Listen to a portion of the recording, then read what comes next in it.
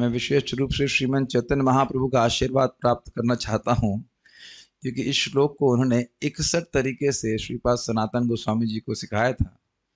और केवल चेक करने के लिए मैं इसका अनुवाद पढ़ने लगा, फिर समझ में आया कि ये हमारे रेंज के पूरी तरह से बाहर है। इतना तो हमारे पास सामर्थ्य नहीं है, न पढ़ने का और पढ़ाने का भी। लेकिन उनका आश्रय लेकर कुछ हम लोग अर्थ समझने का प्रयास करेंगे। यहाँ पे प्रभुपाद जी का मैं भी शाम को ही लेक्चर सुन रहा था। थोड़ा सा साइड पॉइंट कह रहे थे कि देखिए, हमारा जीवन एक निरंतर धारा की तरह है। बचपन में होते हैं, पूछो कि तुम बेटा क्या बनोगे, तो आगे बड़ा बच्चा बन जाऊंगा। बड़ा वाला बच्चा जानता है कि वह युवा व्यक्ति हो जाएगा, शादी वगैरह करेगा, बच्चे पैदा करेगा, और उसके बाद जानता है कि वो प्रौढ़ हो जाएगा, प्रौढ़ व्यक्ति वृद्ध हो जाएगा। वृद्ध व्यक्ति से पूछो कि तुम क्या होगे, तो कोई उत्तर नहीं। तुम्हारा भविष्य क्या है, तो कुछ पता नहीं।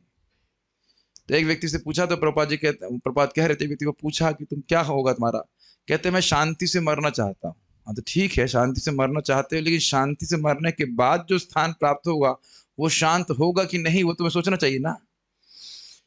बड़ा स्ट्राइकिंग बात है, इज इट नॉट? शांति से कुछ लोग मरना चाहते हैं, ठीक है मरना चाहते हैं, लेकिन शांति के क्या तुमको उसके बाद शांत स्थान प्राप्त होगा, इसके बारे में कोई जानकारी नहीं है। जानकारी हमको भागवत से मिलती है, भगवत गीता से मिलती है कि जो भगवान की भक्ति करते हैं उन्हें शांत स्थान, भगवान के धाम की प्राप्ति होती है। बड़ा स्ट्राइकिंग है। बड़े बड़े प्रोफेसर भी नहीं जानते। ये कहेंगे सबके पास सब कुछ जीरो हो जाता है। जीरो कुछ नहीं होता है ना, हम जीरो से आए हैं ना जीरो में जाएंगे। तो इन सब बातों को एक दीपक की तरह, अभी सुना था ना, अध्यात्म दीपम अदिति तिरशाताम तमोंधम। तम के अंधकार में भागवत एकदम क्लियर करती है क्या साधन स्वीकार करना है, कहाँ पहुंचेंगे, इत्यादि इत्यादि। खैर ये तो साइड पॉइंट था। हम लोग कल सुने थे कि शौनक ऋषि ने प्रश्न किया था, उस श्लोक अभी मैं दिखाता हूँ स्क्रीन के ऊपर।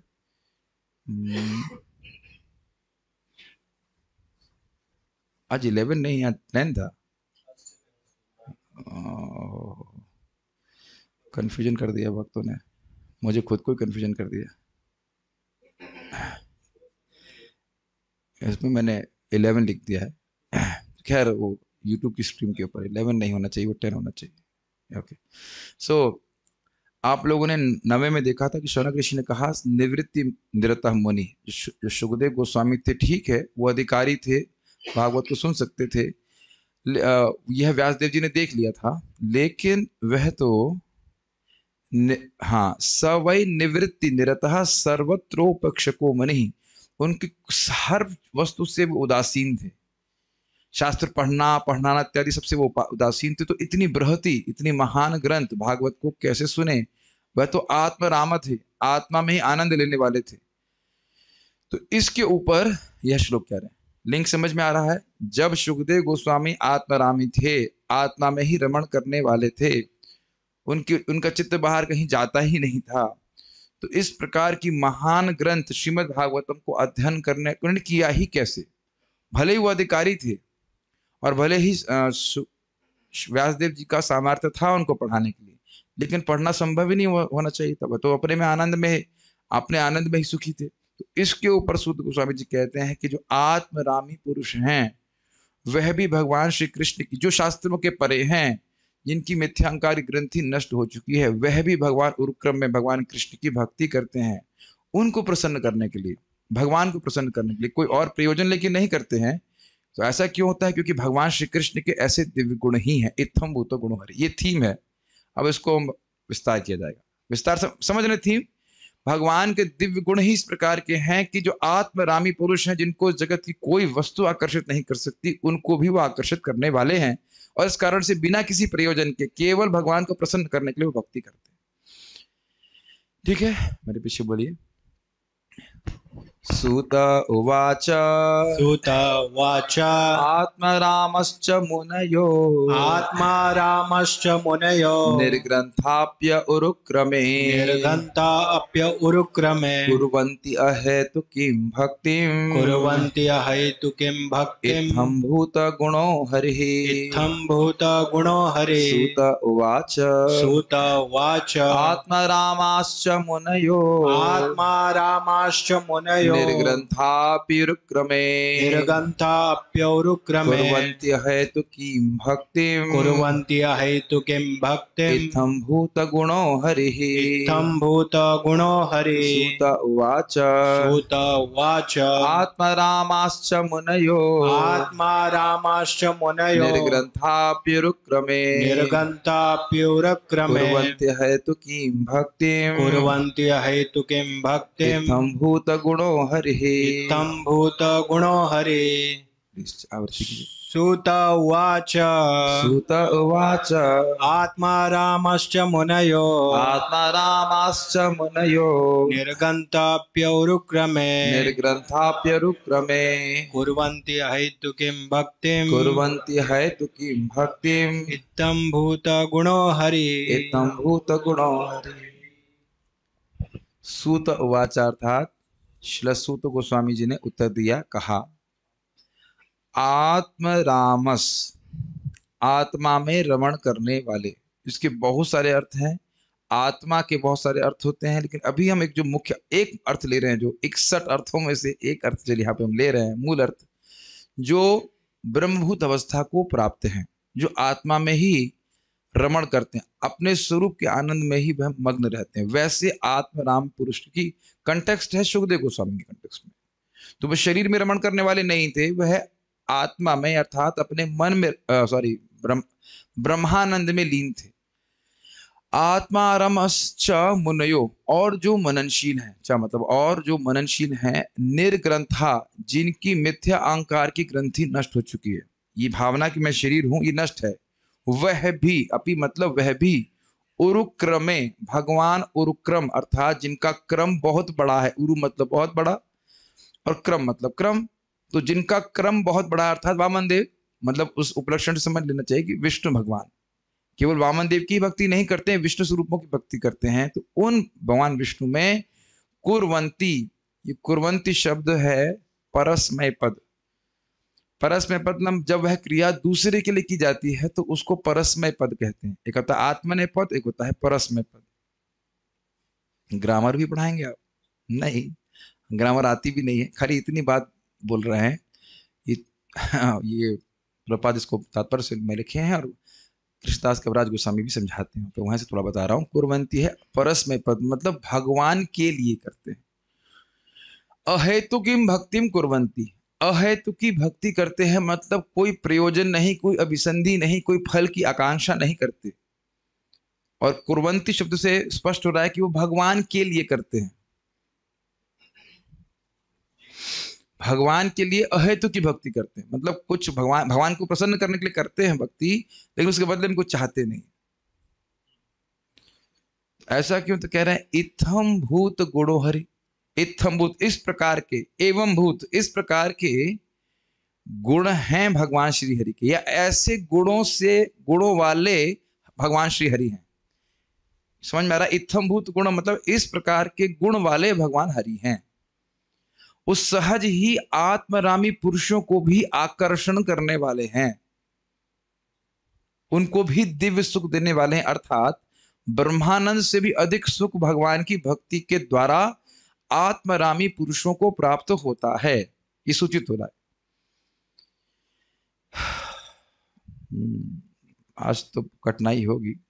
अरे आज तो जूम पे कोई आया ही नहीं। ओहो, डर गए लोग पहले से, कहीं 61 अर्थ की चर्चा करेंगे तो पूरी रात हो जाएगी।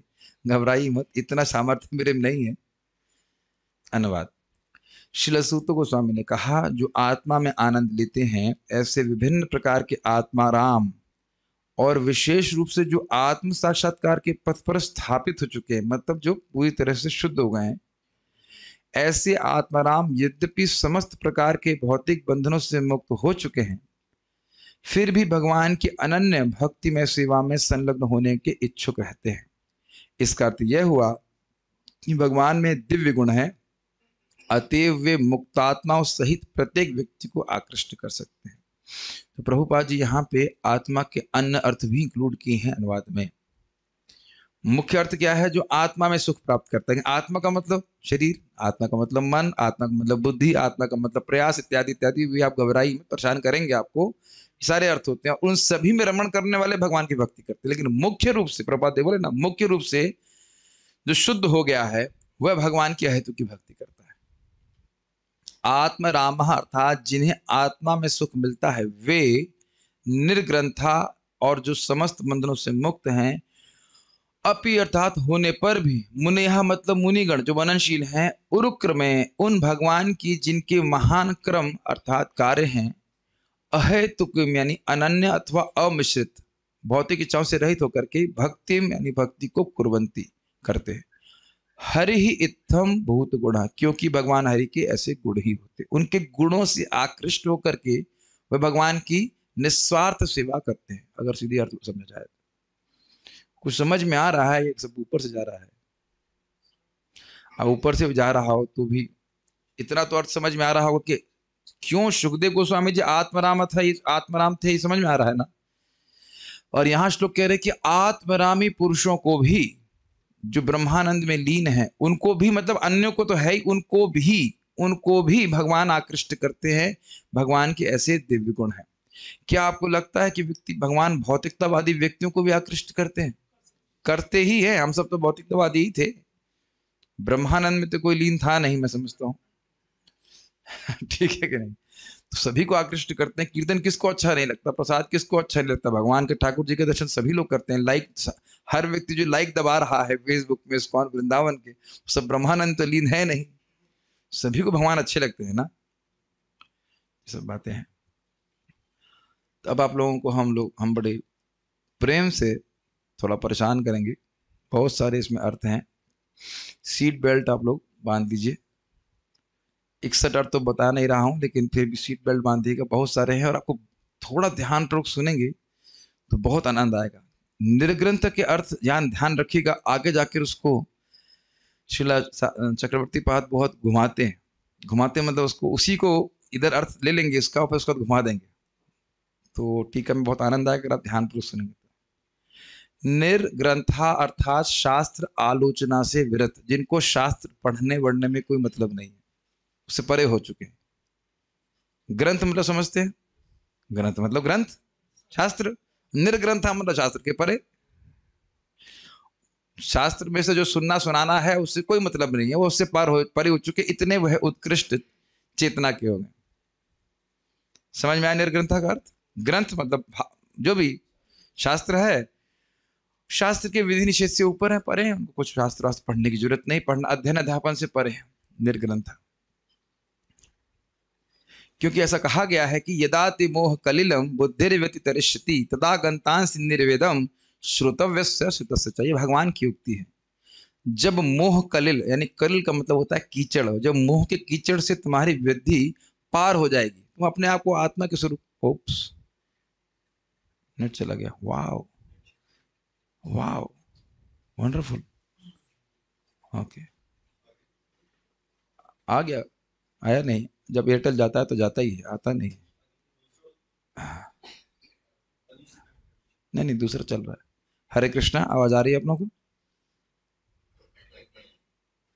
ओके।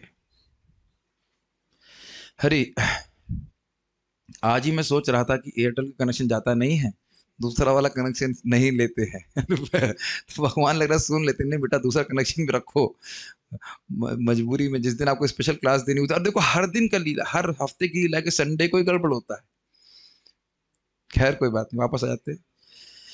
तो ये श्लोक आप सुन पाए होंगे, उनके डिवोटीज भी। यदाते मोह कलिलम का मतलब है कि जो व्यक्ति आत्म साक्षात्कार के द्वारा मोह से पूरी तरह, मोह के कीचड़ से बाहर निकल जाता है, तो अब वेद में क्या लिखा है, क्या करना है क्या नहीं करना है, उसके प्रति वह निर्वेद हो जाता है। मतलब it doesn't value much importance to it, उसको महत्व नहीं देता है।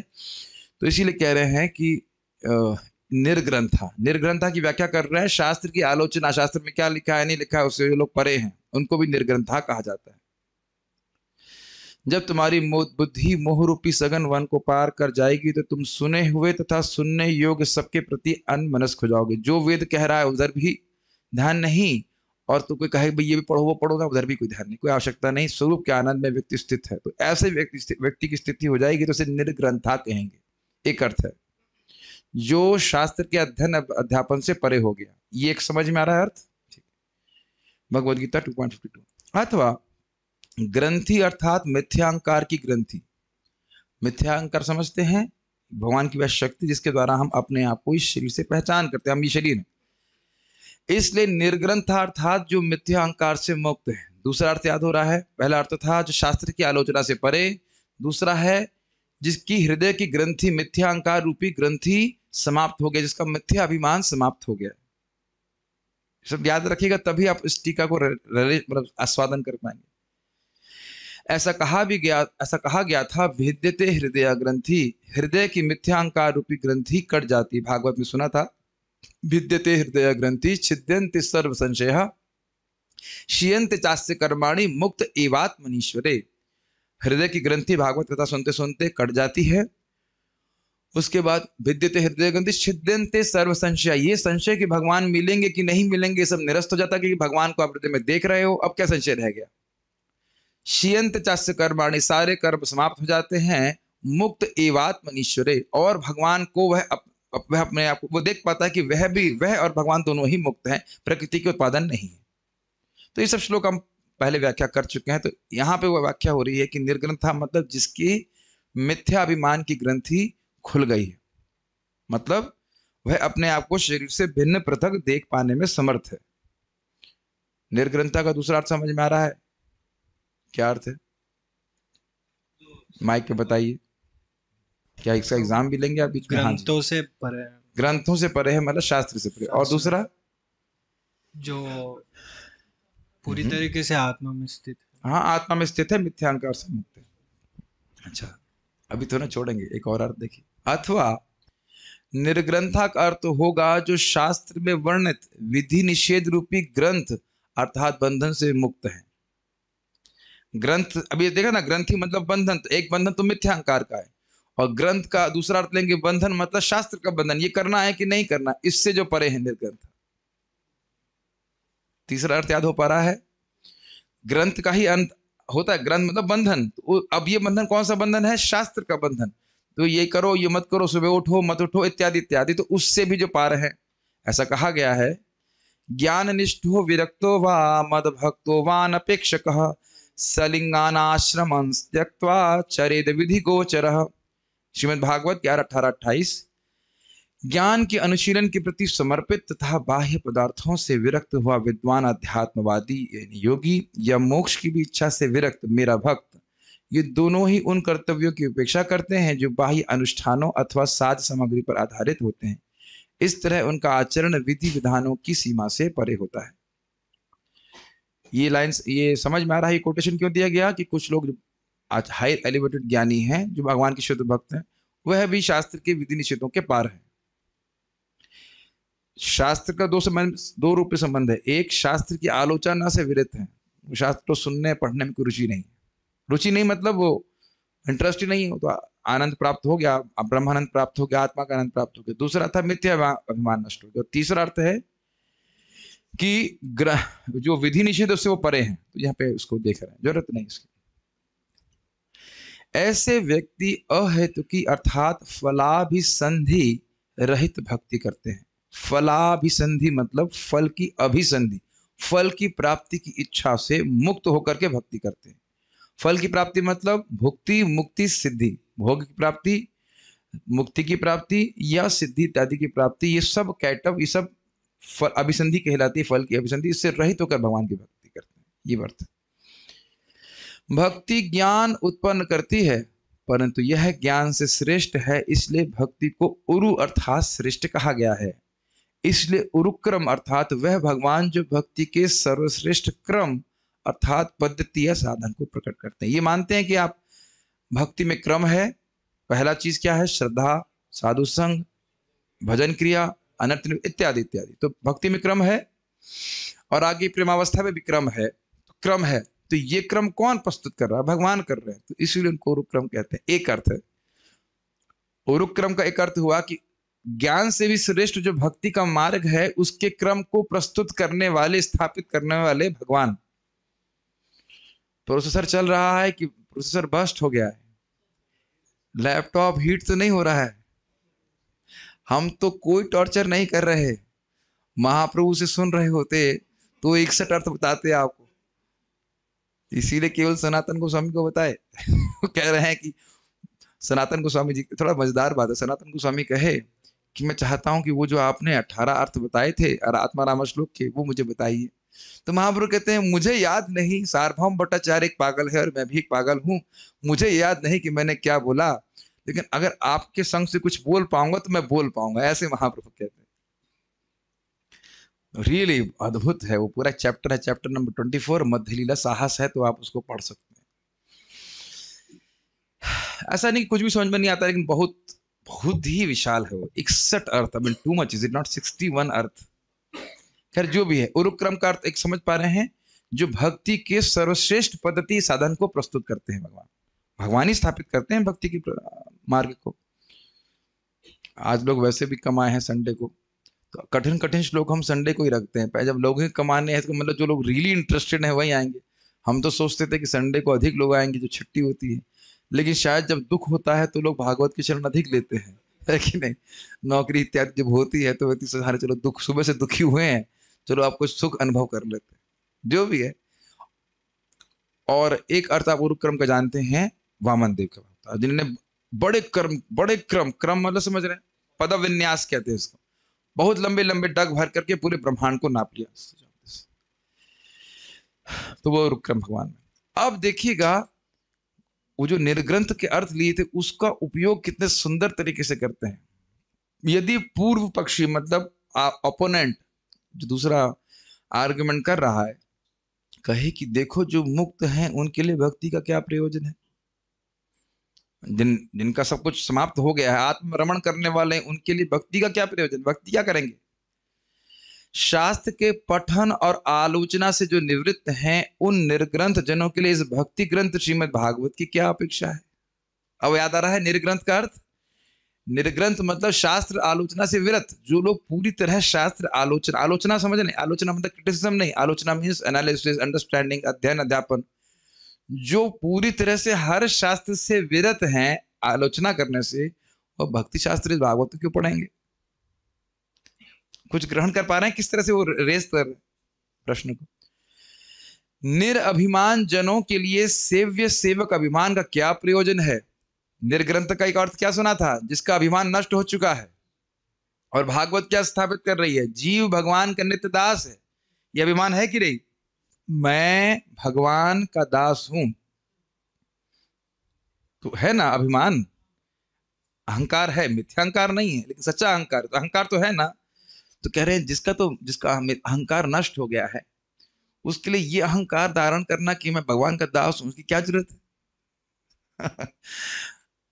कुछ समझ रहे हैं, ये सब कठिन हो रहा है समझने में।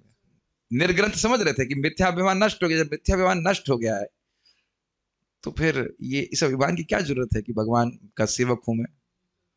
भागवत सुनकर यही मन में आ रहा है ना कि हम भगवान के सेवक हैं, कुछ और मन में आ रहा है। और निर्ग्रंथ का क्या था अर्थ कि जो शास्त्र के विधि निषेध से परे है। अब पता नहीं जो थोड़े बुद्धिमान लोगों को जरूर एक ट्रांसेंडेंटल प्लेजर अनुभव कर रहे होंगे इन टीका को श्रवण करने में, different special taste. I hope कि डिवोटीज अप्रिशिएट कर रहे होंगे। जो विधि निषेध के परे हैं उनके लिए श्रीमद् भागवत उक्त विधि द्वारा क्या प्रयोजन है। अभी आपने सुना निर्ग्रंथा मतलब, देखिए शब्द था निर्ग्रंथा अपि उरुक्रमे कुर्वन्ति, करते हैं तो भक्ति करते हैं, तो भक्ति में कुछ विधि होती है ना, ये जब करना है, ये भागवत पढ़ना है, ये करना है, इत्यादि इत्यादि। तो कह रहे हैं जो व्यक्ति शास्त्र के सभी विधि विधानों से परे हो गया वह भागवत में कहे गए विधि का पालन क्यों करेगा, निर्ग्रंथ है वो तो। मुझे लग रहा है कि शायद कुछ कुछ आप समझ पा रहे हैं। इन सभी अपेक्षाओं के परिहार के लिए, सॉरी आक्षेपों के परिहार के लिए, मतलब कोई आक्षेप करे कि भागवत की जरूरत सुखदेव गोस्वामी जैसे मुक्त पुरुष को क्या है, ये मान लीजिए कह रहे तो कह रहे हैं इत्थम भूत गुणो हरि, वो सब ये सब चीजें करेगा, मतलब भागवत की विधि का पालन करेगा, अहंकार से, असली अहंकार से युक्त रहेगा, सेवक और सेव्य की कृष्ण मेरे स्वामी है, मैं सेवक हूं, और वह शास्त्र की आलोचना भी करेगा, पढ़ेगा भी, पढ़ाएगा भी, जैसे सुखदेव गोस्वामी किए, क्योंकि इत्थम भूत गुणों हरि, क्योंकि इसमें भगवान के गुण रखे गए। अब क्लियर समझ में आया? क्या ब्रिलियंस है, इज इट नॉट? क्या ब्रिलियंस है। No no word except this, amazing. क्या एक शब्द को कितनी सुंदर तरह से व्याख्या की है। समझ रहे हैं इस बात को? इत्थम भूत गुण, भगवान श्री हरि के गुण ही श्रीमद् भागवत में रखे गए हैं। तो वो जो गुण हैं वह उसको बाध्य कर देंगे कि वह शास्त्र आलोचना करेगा, भागवत को पढ़ेगा, भागवत की विधि विधानों का पालन करेगा, उसमें सेवक और सेवक का भाव होगा। कि आप जानते हो जब तक सेवक का भाव नहीं होगा वो भक्ति के सुख का अनुभव नहीं कर सकता है। ठीक? और वह भागवत की विधि विधानों का पालन भी करेगा जो भक्ति के बारे में बताया गया, यद्यपि वह निर्ग्रंथ है। इत्थम भूत अर्थात आत्मराम जनों को भी आकर्षणशील जिनके गुण हैं वे हरि, जो किसी भी वस्तु में आकर्षित नहीं होते उनको भी भगवान हरि आकर्षित करते हैं। और उसके एग्जाम्पल दे रहे हैं, प्राधान्य रूप भक्ति के अभ्यास के द्वारा अथवा भगवत कृपा से ही भगवान ने अपनी कृपा 4 कुमारों को दी, यह विचारते हुए कि इन्हें मेरे गुणों का अनुभव हो। ये बात जो लोग भागवत पढ़ते हैं वो जानते हैं कि 4 कुमार वैकुंठ तक गए थे, उसके बाद वो जय विजय को शाप भी देते हैं। और जब जय विजय को शाप मिला तो तुरंत भगवान विष्णु आते हैं और उनके चरणों में जो तुलसी अर्पित थी उसकी महक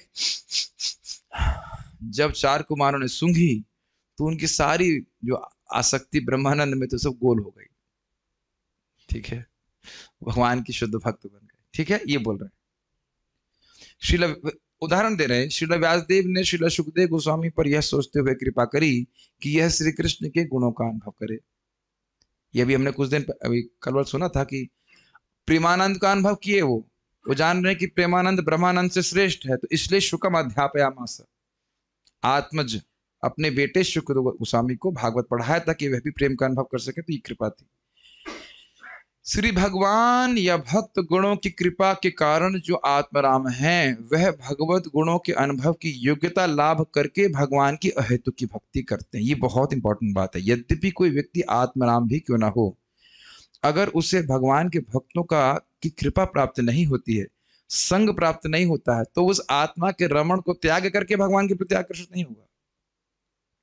मेक सेंस? जैसे अभी हम देख रहे हैं, या तो भगवान की कृपा डायरेक्ट हो जाए या भक्तों की कृपा हो जाए। यानी बेसिकली बात यह है कि गुणों से संपर्क होगा तो आकर्षित हो जाएंगे, और गुणों से संपर्क होगा ही नहीं तो वे आकर्षित नहीं होंगे। तो ये भी एक बात यहाँ पे क्लियर हो रही है। कुछ क्लियर हो रही है कि सब कुछ क्लियर हो जा रहा है? ये 2 बातें समझने वाली हैं। कुछ तो चीजें क्लियर हो रही हैं और ये भी अर्थ हो सकता है कि सब कुछ क्लियर हो जा रहा है, कुछ समझ में नहीं आ रहा है। फ्लैश फ्लैश फ्लैश फ्लैश, ब्रह्मज्योति तो नहीं दिखने लगे सब लोगों को। सब आत्मरामी तो नहीं हो गए, उम्मीद है। ठीक है, फिर से रिपीट कर रहा हूं कि सुखदेव गोस्वामी जी को अगर भगवान के बारे में भागवत के श्लोक सुने थे वह नहीं सुने होते तो भगवान के प्रति आकृष्ट नहीं हो। ऐसा नहीं कि योग्य नहीं थे, आकृष्ट होने का मौका ही नहीं था। और ऐसे ही 4 कुमार भी थे। यही बात बोल रहे हैं कि भक्तों की कृपा से भक्त लोग कथा सुना दें या कीर्तन करते हैं तो उसके द्वारा व्यक्ति भगवान के गुणों के प्रति आकृष्ट होता है। वैसे इसको इस दर्शन में भी ले जाते हैं कि आत्मा का अर्थ अगर आप शरीर में रमण करने वाले लोग भी ले लीजिए, जो भोग में पड़े हैं, वह भी भगवान के गुणों को सुनेंगे तो भगवान के प्रति आकृष्ट होते चले जाएंगे। यह भी एक अर्थ आप समझ सकते हैं यहाँ पे। ठीक है, ओके।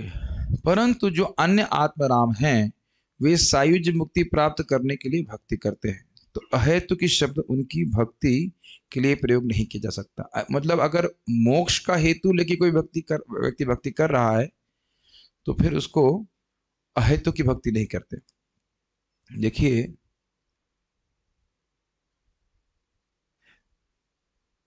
जब भक्ति का हेतु लेके भक्ति की जा रही है तो क्योंकि भक्ति का हेतु है इसलिए भक्ति अहेतु की है।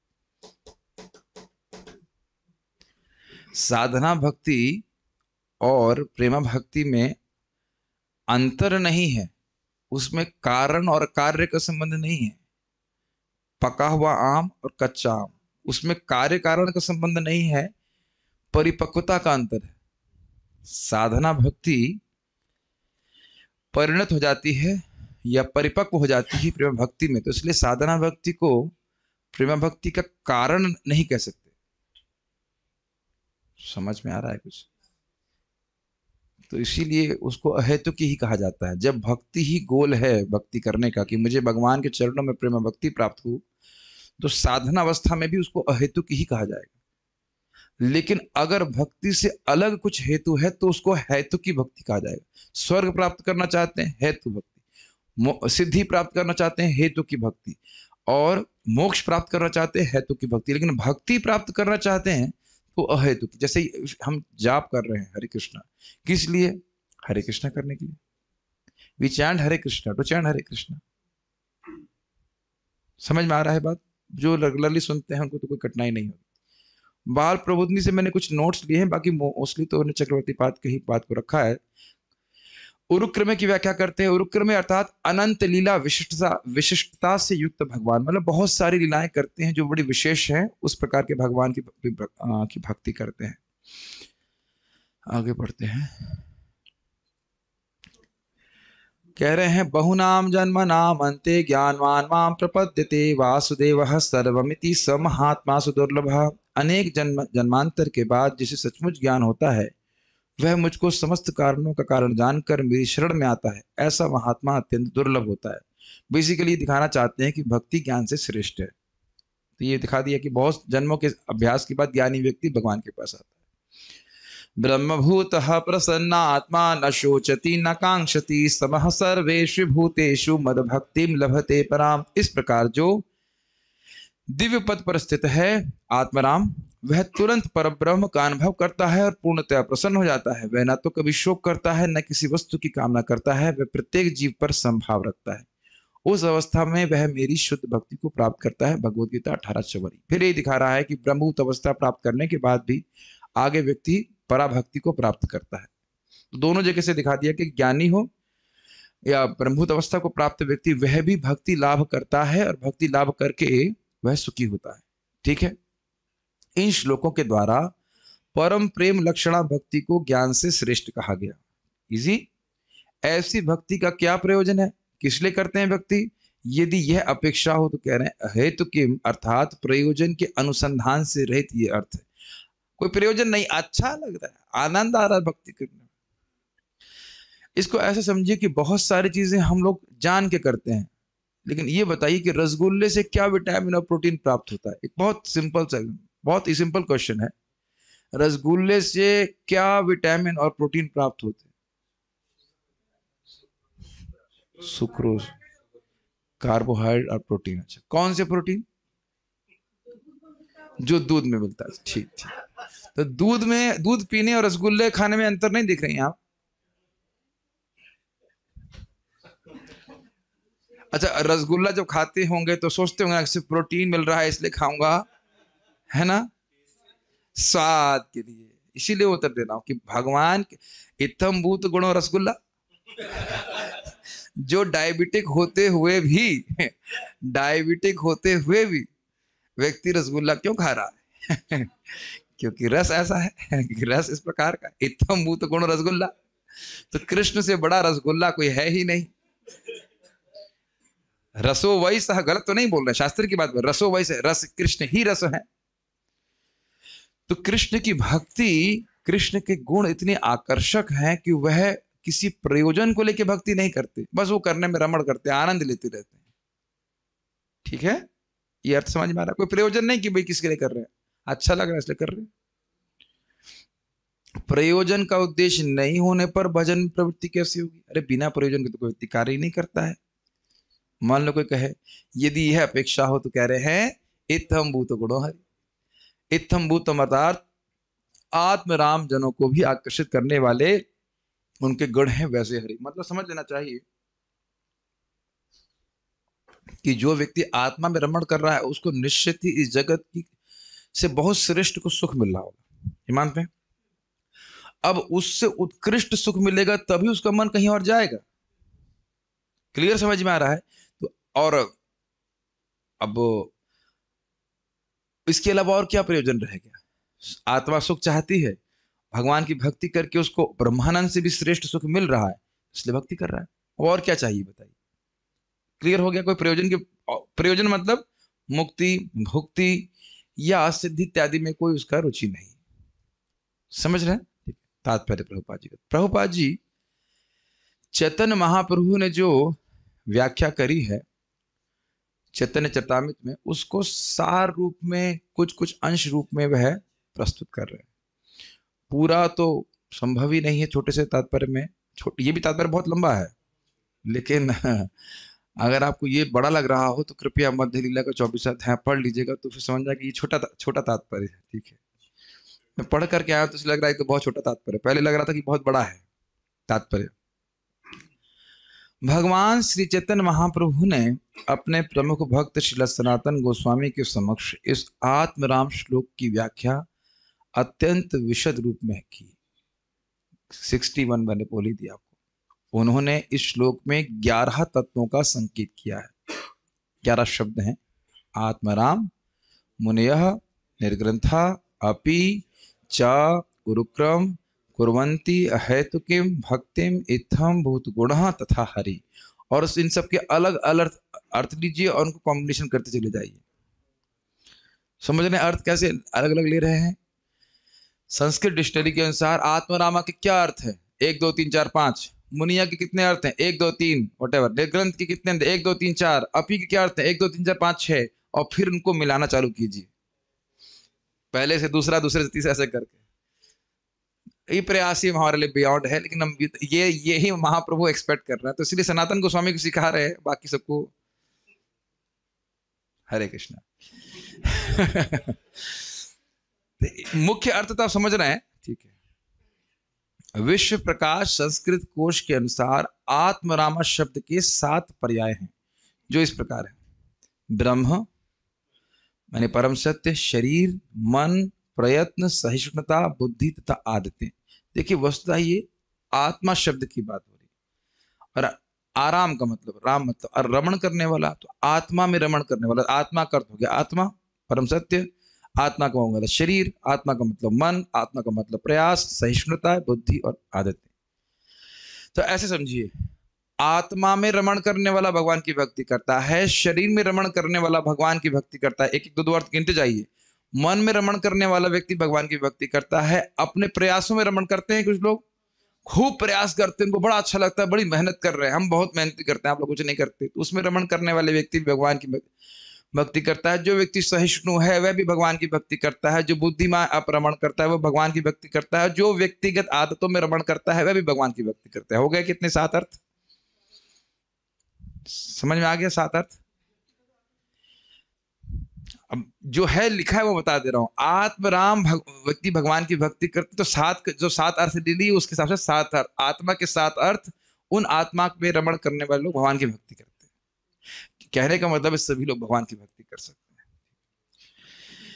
हैं। मुनयः शब्द का प्रयोग इन अर्थों में होता है जो विचारवान है। ये तो स्पष्ट समझ में आ रहा है कि जो व्यक्ति मननशील है वह भगवान की महिमा को समझकर भगवान की भक्ति करता है। आप में से सभी लोग जो भक्ति कर रहे हैं, कुछ तो मननशीलता आ गई होगी, हाँ भाई इसकी भजन करने के तो यहाँ जाएंगे, उसकी भजन करेंगे तो वहां जाएंगे, सभी लोग एक ही जगह नहीं जाते हैं, इत्यादि इत्यादि। तो मनन विचारवान है वे भगवान की भक्ति करते हैं। जो गंभीर तथा शांत है वह भगवान की भक्ति करते हैं। तपस्वी हैं भगवान की भक्ति करते हैं। जो हटी हैं वो भगवान की भक्ति करते हैं। आप में से कौन हटी नहीं है? अगर हट नहीं होता तो 16 माला कर सकते थे कभी? बताइए। हट करके तो भक्ति कर रहे हैं कि नहीं? हट योग नहीं बोल रहा हूं, भगवान की भक्ति करने के लिए कुछ हट चाहिए कि नहीं? हट करना ही पड़े। हट समझ जिद नहीं, इतना तो माला करेंगे नहीं, कहे हाँ मतलब अब जितना बनता है उतना कर लेंगे, जितनी भक्ति हो जाती है तो कर लेंगे। क्यों? शिवम महीना है आपका ना, आप हट करके भजन नहीं करते, चाहे अच्छा लगे बुरा लगे, इतना तो भजन करना ही, इतना मंगल आरती जाना है तो करते ही, इसमें कोई बड़ी बात तो है। ध्रुव महाराज हट नहीं किए। फिर परिव्राजक, घूमने वाले नहीं, मतलब सन्यासी जो है, जो घूमने वाले, ऐसे तो घूमने वाले बहुत घूम रहे हैं, ठीक है। और ऋषि तथा साधु संत, तो ये समझ गए ये सारी मुनिगण भगवान का भजन करते हैं। तो कितने हो गए? 7 और 7 14,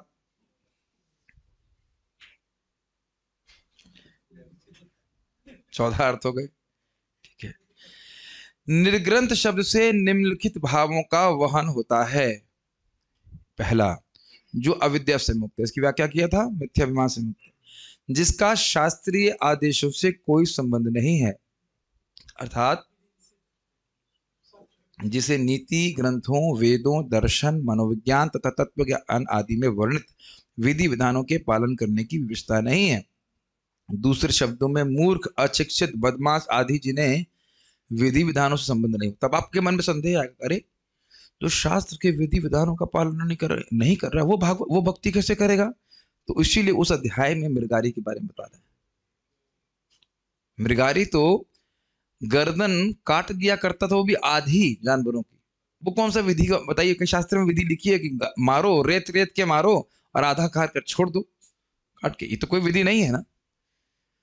तो आप देख सकते वह व्यक्ति भी भगवान की भक्ति करता है नारद जी का संग प्राप्त करके। तो वो बड़ी विशेष बात है कि वहां उस कथा को क्यों रखा गया है। तो इसीलिए रखा गया कि जो शास्त्र के किसी नियम का पालन नहीं कर रहा है वह भी भगवान की भक्ति कर सकता है और बड़ा शुद्ध भक्त बन जाता है 1 साल के अंदर।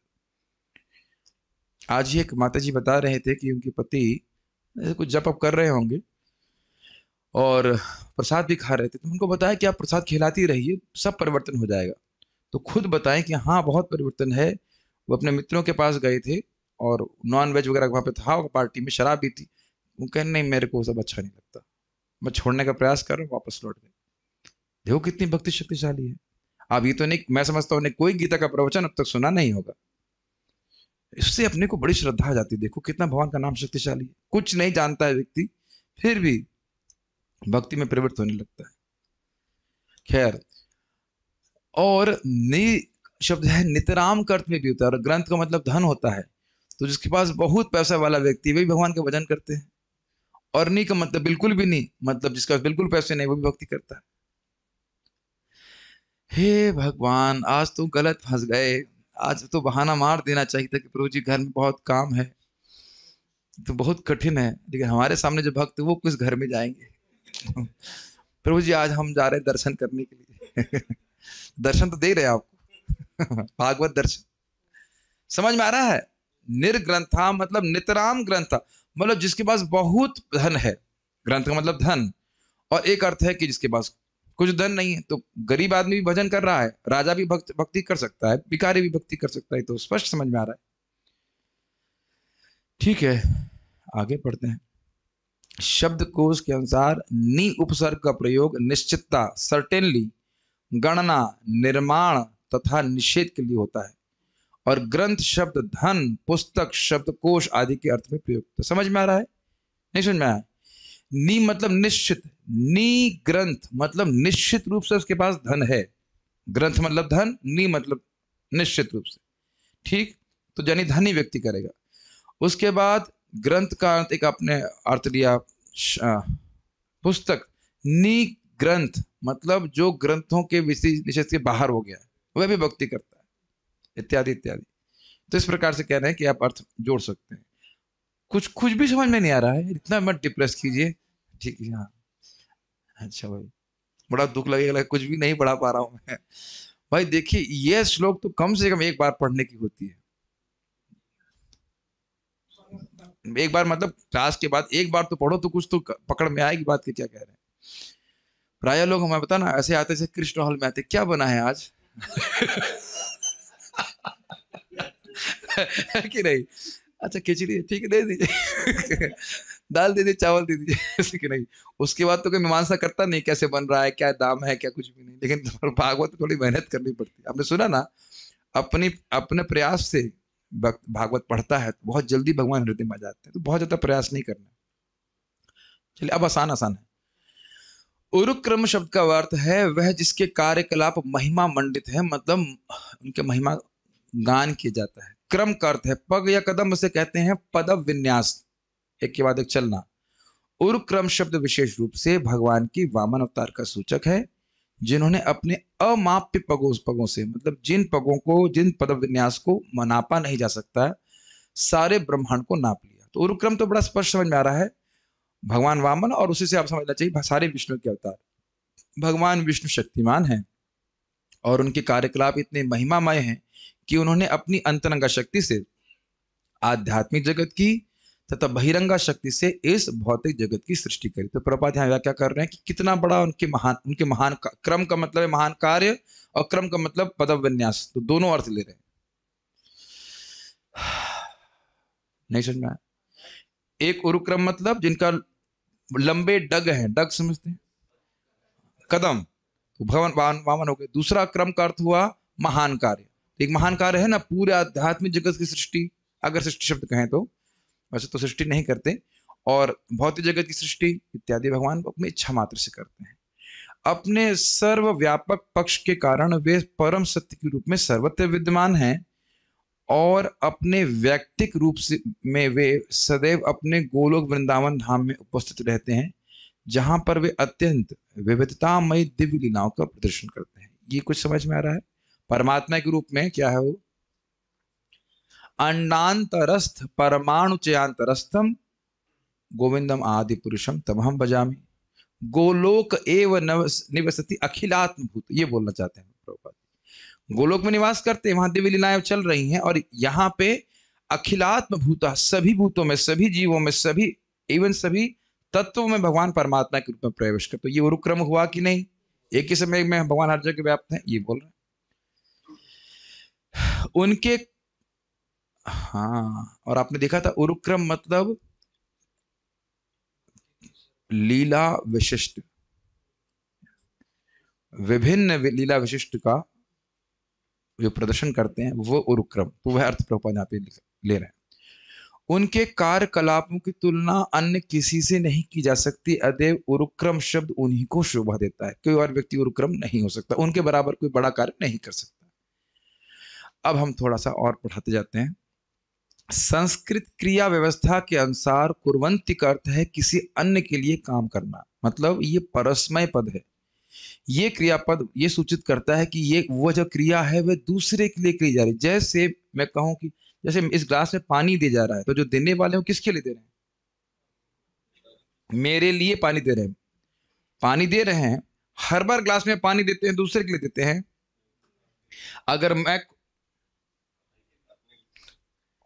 अगर मैं बोतल से पानी भर रहा हूं उसमें, तो मैं ये नहीं कह सकता हूं कि मैं दूसरे के लिए कर रहा हूं, मैं अपने लिए कर रहा हूं। कुछ अंतर समझ में आ रहा है? बहुत सीक्रेट है, बहुत बड़ा सीक्रेट है। भक्ति हमें भगवान को प्रसन्न करने के लिए करनी चाहिए, खुद को प्रसन्न करने के लिए नहीं। तभी हम भक्ति में प्रसन्न हो पाएंगे। ये थोड़ा सर को जाने वाली बात है। दुनिया में हर चीज हम तब खुश होते हैं जब हम स्वयं प्रसन्न होने के लिए करते हैं। यही हमारा डिफॉल्ट मोड है। हमें प्रसन्नता नहीं होगी तो हम उस कार्य को नहीं करना चाहेंगे। लेकिन वस्तुतः आत्मा निस्वार्थ है, और वह जब निस्वार्थ भाव से सेवा करती है तो उसको सुख मिलता है। ये कुर्वन्ति शब्द को बहुत बड़ी शिक्षा हमको प्राप्त हो रही है।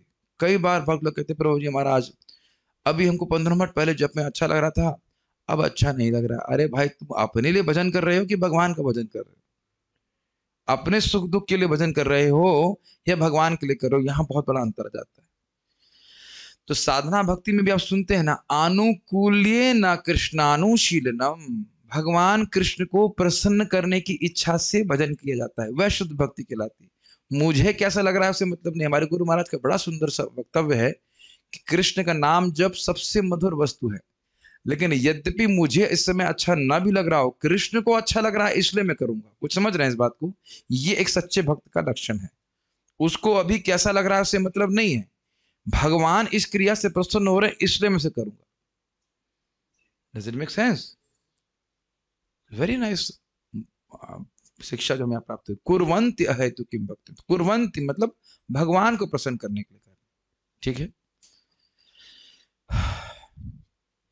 इसका अर्थ यह हुआ कि आत्म राम भगवान की भक्ति में सेवा अपने स्वार्थवश नहीं, अपितु भगवान उरुक्रम की प्रसन्नता के लिए करते हैं। अब इसको चैतन्य चरितामृत में बड़ा सुंदर वर्णन किया गया कि गोपियों की अपनी कुछ सुख वांछा नहीं है कि हम सुखी हो जाएं, वह तो कृष्ण के ही सुख विधान करते हैं। वो हमेशा कृष्ण का ही सोचते हैं, कृष्ण सुखी हो जाएं। लेकिन कृष्ण उनके ऊपर सुख को थोप देते हैं।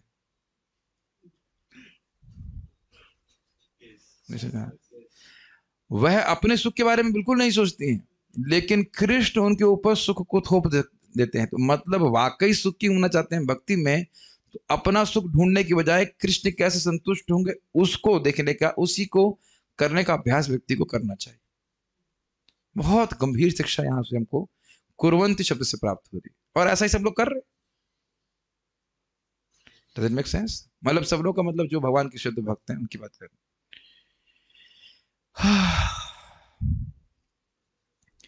कुछ भक्त अभी ज्वाइन कर रहे हैं, बहुत अच्छी बात है कि आप आए। लेकिन हम 50% सागर पार कर चुके हैं। मुझे इस पे हंसी है, एक भक्त बोला, एकदम मुझे मैसेज किया व्हाट्सएप, प्रभु जी क्लास नहीं आज 8 बजे। हमने कहा आप धन्य हैं, 6:30 की क्लास में 8 बजे आके पूछते हो आपकी आज क्लास नहीं है। इससे अच्छा स्टूडेंट क्या होगा, है कि नहीं? 1.5 घंटा लेट, उसके बाद कहते गाड़ी निकल गई। कोई बात नहीं, आए हैं तो अच्छी बात है, कुछ तो प्राप्त करेंगे, एटलीस्ट कुछ सुनेंगे। समझेंगे कि नहीं समझेंगे हम नहीं कह सकते, लेकिन एटलीस्ट कुछ सुनेंगे। संडे को भी सब व्यस्त रहते हैं, मुझे आश्चर्य। भगवान, फिर मैं तो प्रार्थना करूंगा कि किसी को संडे मिले ही नहीं। संडे की छोड़ करके लोग अधिक आते हैं, इज इट नॉट? है ना? संडे को कम भक्ति होती है, संडे को अधिक भक्ति करनी चाहिए।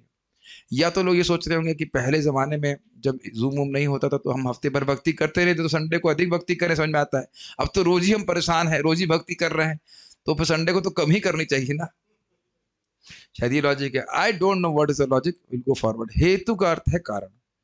अब प्रभुपाद जी बता रहे हैं कि अहेतु को क्या हेतु होता है, और उसको फिर क्रॉस कर दीजिए तो अहेतु की बन गया। बहुत आसानी से समझ में आ रहा होगा। मनुष्य की इंद्रिय तुष्टि के लिए के अनेक कारण हो सकते हैं, और उनका वर्गीकरण, क्लासिफिकेशन भौतिक भोग, योग शक्ति तथा मुक्ति के रूप में किया जा सकता है, जिसकी कामना सामान्य रूप से सारे प्रगतिशील व्यक्ति करते हैं। बहुत इजी समझिए, हेतु केवल 3 है, भुक्ति, मुक्ति, सिद्धि। बोलिए। ए प्रभात बोल रहे हैं, भौतिक भोग मतलब भुक्ति, योग शक्ति मतलब सिद्धि, और मुक्ति मतलब मुक्ति। इनसे रहित, इन इच्छाओं से रहित जो भक्ति की जाती है उसको अहेतु की भक्ति कहते हैं। बहुत इजी है कि नहीं? मैं मान रहा हूं कि बहुत इजी है। जहां तक भौतिक भोगों का प्रश्न है, भोग तो अनेक हैं, और भौतिकतावादी उनकी संख्या और भी बढ़ाते रहने के लिए उत्सुक रहते हैं, क्योंकि वे माया के वश में होते हैं, कि नहीं? भाई लोहे के बड़े में नींद अच्छी नहीं आती ना, अच्छी हुई नींद। यहाँ पे जितने लोग भी रह रहे हैं प्राय उनको लोहे का बेड, उस पर सिंपल सा गद्दा डाल दिया जाता है, इसीलिए तो नहीं सो पाते ना आप लोग। अलार्म नहीं लगाना पड़ता है ना। और जमीन पे सोने में तो अगर मान लीजिए जमीन पे सोना पड़ जाए मैट बिछा करके, तो बिल्कुल ही नींद नहीं आती है ना। और सोने के बाद तो याद रहता है ना कि हम सोने के बेड पे सो रहे हैं कि लोहे के बेड पे सो रहे हैं, इत्यादि सब याद ही रहता है ना, कॉन्शियस रहते हैं। अब समझ गए मैं क्या टॉन्ट कर रहा हूँ। लोग लगे पड़े हैं उन्हीं चीजों को प्राप्त करने के लिए। भक्ति वृक्ष लेसन नंबर 1, आहार निद्रा भय मैथुन, उसी को एडजस्ट करते रहना चाहते हैं। इसमें मुझे एक बात बड़ी अच्छी याद आती है प्रभुपाद जी की। प्रभुपाद जी एक बार एक गोल्डन गेट पार्क कहीं था, उसमें क्लॉकवाइज परिक्रमा से करते रहते थे। सुबह एक दिन एंटी क्लॉकवाइज कर रहे थे। तो उनके शिष्य बोला आज कुछ अलग लग रहा है ये पार्क। प्रभुपाद जी बोले अरे हर जीवन में तुम यही तो कर रहे हो, आहार निद्रा भय मैथुन, और हर बार लगता है कुछ बार तो कुछ अलग होगा। मान लीजिए कोई लड़का या घर में कोई लड़की भी है, मान लो उसकी नौकरी भी लगी हो, किसी पे आश्रित नहीं है, और कहते मैं शादी नहीं करूंगा। अरे शादी कैसे नहीं करेगा, कितना बड़ा नुकसान उठा लेगा वो। ऐसा लग रहा है कि हम पहली बार शादी कर रहे हैं, पहली बार कर रहे हैं। तो ये सब चीजों को हर बार हर जन्म में करते ही आए, कौन सी बड़ी बात है? कुछ गलत तो नहीं? ऐसा सब लोग ऐसे दिख रहे हैं विरोध कर रहे हो, नहीं? कौन से शादी की बात कर रहे हैं रोज आप? कौन सी शादी बात कर रहे हैं? ठीक है कि पिछले जन्म में, बहुत पुराना जन्म तो नहीं है ना? शिवम उम्र कितनी है आपकी अभी? 28। तो अभी 35 साल पहले भी तो शादी थी ना आपकी? किसी न किसी शरीर में थे, या शादी वाले शरीर में थे, या हम कुछ नहीं कह सकते। No comments. अपने बारे में भी कुछ नहीं कह सकते। तो होती रहती, कौन सी बड़ी बात है? खाने के बारे में कितने चिंतित रहते हैं, सोने के बारे में, लेकिन उनसे कोई सुख तो नहीं मिल रहा है ना। मतलब जो मिल भी रहा है वो बहुत लिमिटेड। तो यही प्रभात कह रहा है कि माया के वश में वैसी में पड़े रहते, इसी में रचे पचे रहते हैं, भोगी। भौतिक भोगों का ना तो कोई अंत है, और ना ही कोई व्यक्ति भौतिक जगत में इन सारे भोगों को पा सकता है। क्या बात है! कोई लिमिट नहीं है, ये खाओ वो खाओ, इसी में पड़े रह जाएगा जिंदगी भर। महाराज हमेशा एक बार बोल रहे थे, कुछ लोग इतना खाने में पड़े रहेंगे, 10वीं आइटम दे देंगे, फिर कहेंगे चटनी होती तो सुना है, देखा लोगों को घर में बड़े परेशान, स्पेशली कुछ पति लोग बड़े परेशान रहते हैं। ये बना है लेकिन टमाटो सॉस होता तो ये होता तो, पूरा मन केवल भोग में खाने पीने में लगा और कुछ भी नहीं। मैंने कई बार बताया, एक ब्रह्मचारी थे, अब तो नहीं है वो ब्रह्मचारी, लेकिन बस पार्टी में सुबह ब्रेकफास्ट चल रहा है, आज शाम को क्या बने, खा रहा है चावल दाल चावल, शाम को क्या बनाओगे, हमने कह रहे भाई जो प्लेट में उसे तो खा लो पहले, इतना एब्जॉर्प्शन है खाने में। और आप ये भी जानते हैं कि दुनिया के सारे भोगों को प्राप्त करते करते हम समाप्त हो जाएंगे, लेकिन भोग नहीं समाप्त हो जाएगा, है कि नहीं? ये बहुत इंटरेस्टिंग। और आप देखिए, आप भी जानते हैं कि कैसे भोगे क्या है वो, मैं भोगों को नहीं भोग रहा हूं, भोग मुझको भोग रहा है। बहुत अच्छा बात है, हमारी शील की शक्ति क्षीण हो रही। सही में मुझे अब, मैं तो कभी कभी सोच रहा हूँ कि एक ही टाइम खाना शुरू कर दूं, सामर्थ्य तो नहीं है, दूसरा टाइम जो है ना, खाना खाने से मुझे लगता है कि मेरी एनर्जी लेवल डाउन हो जाता है, somehow I just feel like that। अभी भगवान सामर्थ्य नहीं दे रहे हैं, भूख लगा देते हैं, what to do। जहां तक योग शक्तियों का प्रश्न है, उनकी संख्या 8 है, अनिमा, लघिमा इत्यादि इत्यादि। अच्छा विचार कीजिए, अगर आप छोटे से छोटे बन गए तो मिलेगा क्या आपको, और आप बड़े से बड़े बन गए तो क्या होगा, अगर पानी में तैरने लग गए तो क्या मिलेगा, उससे कोई आध्यात्मिक सुख तो नहीं प्राप्त हो रहा है, कुछ नहीं। बस यही होगा कि भाई ये भगवान है, या तो ये डिक्लेयर हो जाएगा कि आप भगवान हो, बस बन नहीं जाओगे, केवल प्रसिद्धि हो जाएगी। जैसे कि अपने रूप को अत्यंत छोटा बना देना, भार रहित और बनना, इच्छा अनुसार की वस्तु प्राप्त करना, भौतिक प्रकृति पर प्रभुत्व जताना, ग्रह तक बना सकते हैं लोग बात, अन्य जीवों को नियंत्रित करना, ग्रह की रचना करना इत्यादि। इन योग शक्तियों का उल्लेख भागवत में हुआ है 11वें स्कंद में, और वहां भगवान बताते हैं कि विभिन्न भगवत स्वरूप में ध्यान करने से व्यक्ति को विभिन्न प्रकार की शक्तियां मिलती हैं, तो व्यक्ति खुश हो जाएगा, अच्छा कौन से वाले भगवान की ध्यान करना है। भगवान बाद में उसको, उस कंसेप्ट को हटा देते हैं, कहते हैं इस इधर मत फंसो, इसे तुम केवल दुखी होगे। कोई एक विक्षेप है भक्ति में, इधर बताते हैं, कहते हैं इसको जाने की जरूरत नहीं। मोक्ष के 5 प्रकार हैं, बताइए भाई। सायुज्य, सामीप्य, सालोक्य, सारूप्य और सार्ष्टी। सायुज्य मतलब भगवान श्री कृष्ण के शरीर से निकलने वाले दिव्य जो ज्योति है उसमें जाके लीन हो जाना, वो तो एकदम नरक है। सालोक्य मतलब भगवान के संग उनके लोक में रहना, सारूप्य मतलब उनके स्वरूप प्राप्त करना, सामीप्य उनके पास रहना, और सार्ष्टी मतलब उनके समान ऐश्वर्य प्राप्त करना। इनकी भी इच्छा से रहित होकर भजन करते हैं। आप समझ लीजिए, वैष्णव मुक्ति को भी टारगेट नहीं कर रहे हैं। बड़ा सूक्ष्म बात है कि व्यक्ति भगवान के धाम इसलिए भी जाने की इच्छा रख सकता है कि जगत में कष्ट है, तो भगवान की सेवा मुख्य प्रयोजन नहीं है। कुछ अंतर समझ रहे हैं? ठीक है, बड़ा सटल चीजें हैं, भक्ति रसामृत सिंधु में क्लियर बताया गया है। अगर भगवान के धाम जाना चाहते हो, किसी भी जैसे जाना चाहते हो ठीक है, लेकिन भगवान का प्रेम प्राप्त करना यह मुख्य प्रयोजन होना चाहिए। भगवान के धाम तो अपने आप ही चले जाएंगे, ठीक है। इसलिए नहीं जाने की इच्छा होनी चाहिए कि केवल मात्र की जगत में दुख है। जैसे मान लो इस क्लास में केवल इसीलिए कि व्यक्ति आकर बैठे कि भैया ठंडा लग रहा है, तो यह तो कोई बहुत अच्छा प्रयोजन नहीं क्लास में आने का। ऑल दो अगर इस प्रयोजन से भी आए तो भी ठीक है। बहुत बार होता है मेरे ऑफिस में, लोग भक्त आकर बैठ जाते हैं, क्या बात है, थोड़ा गर्मी है बाहर, इसलिए नहीं कि कोई मुझसे प्रेम कर रहा है या मुझसे कुछ कृष्ण के बारे में चर्चा करनी है। समझ रहे हैं बात? ठीक है, मतलब इटर्नल स्वर्ग, Vaikuntha is equals to eternal स्वर्ग, आपको कोई समस्या नहीं। इस समय में भक्त बड़ा सुंदर बात बोले, जरा विचार कीजिए। इन Goloka bliss is guaranteed but peace is not guaranteed।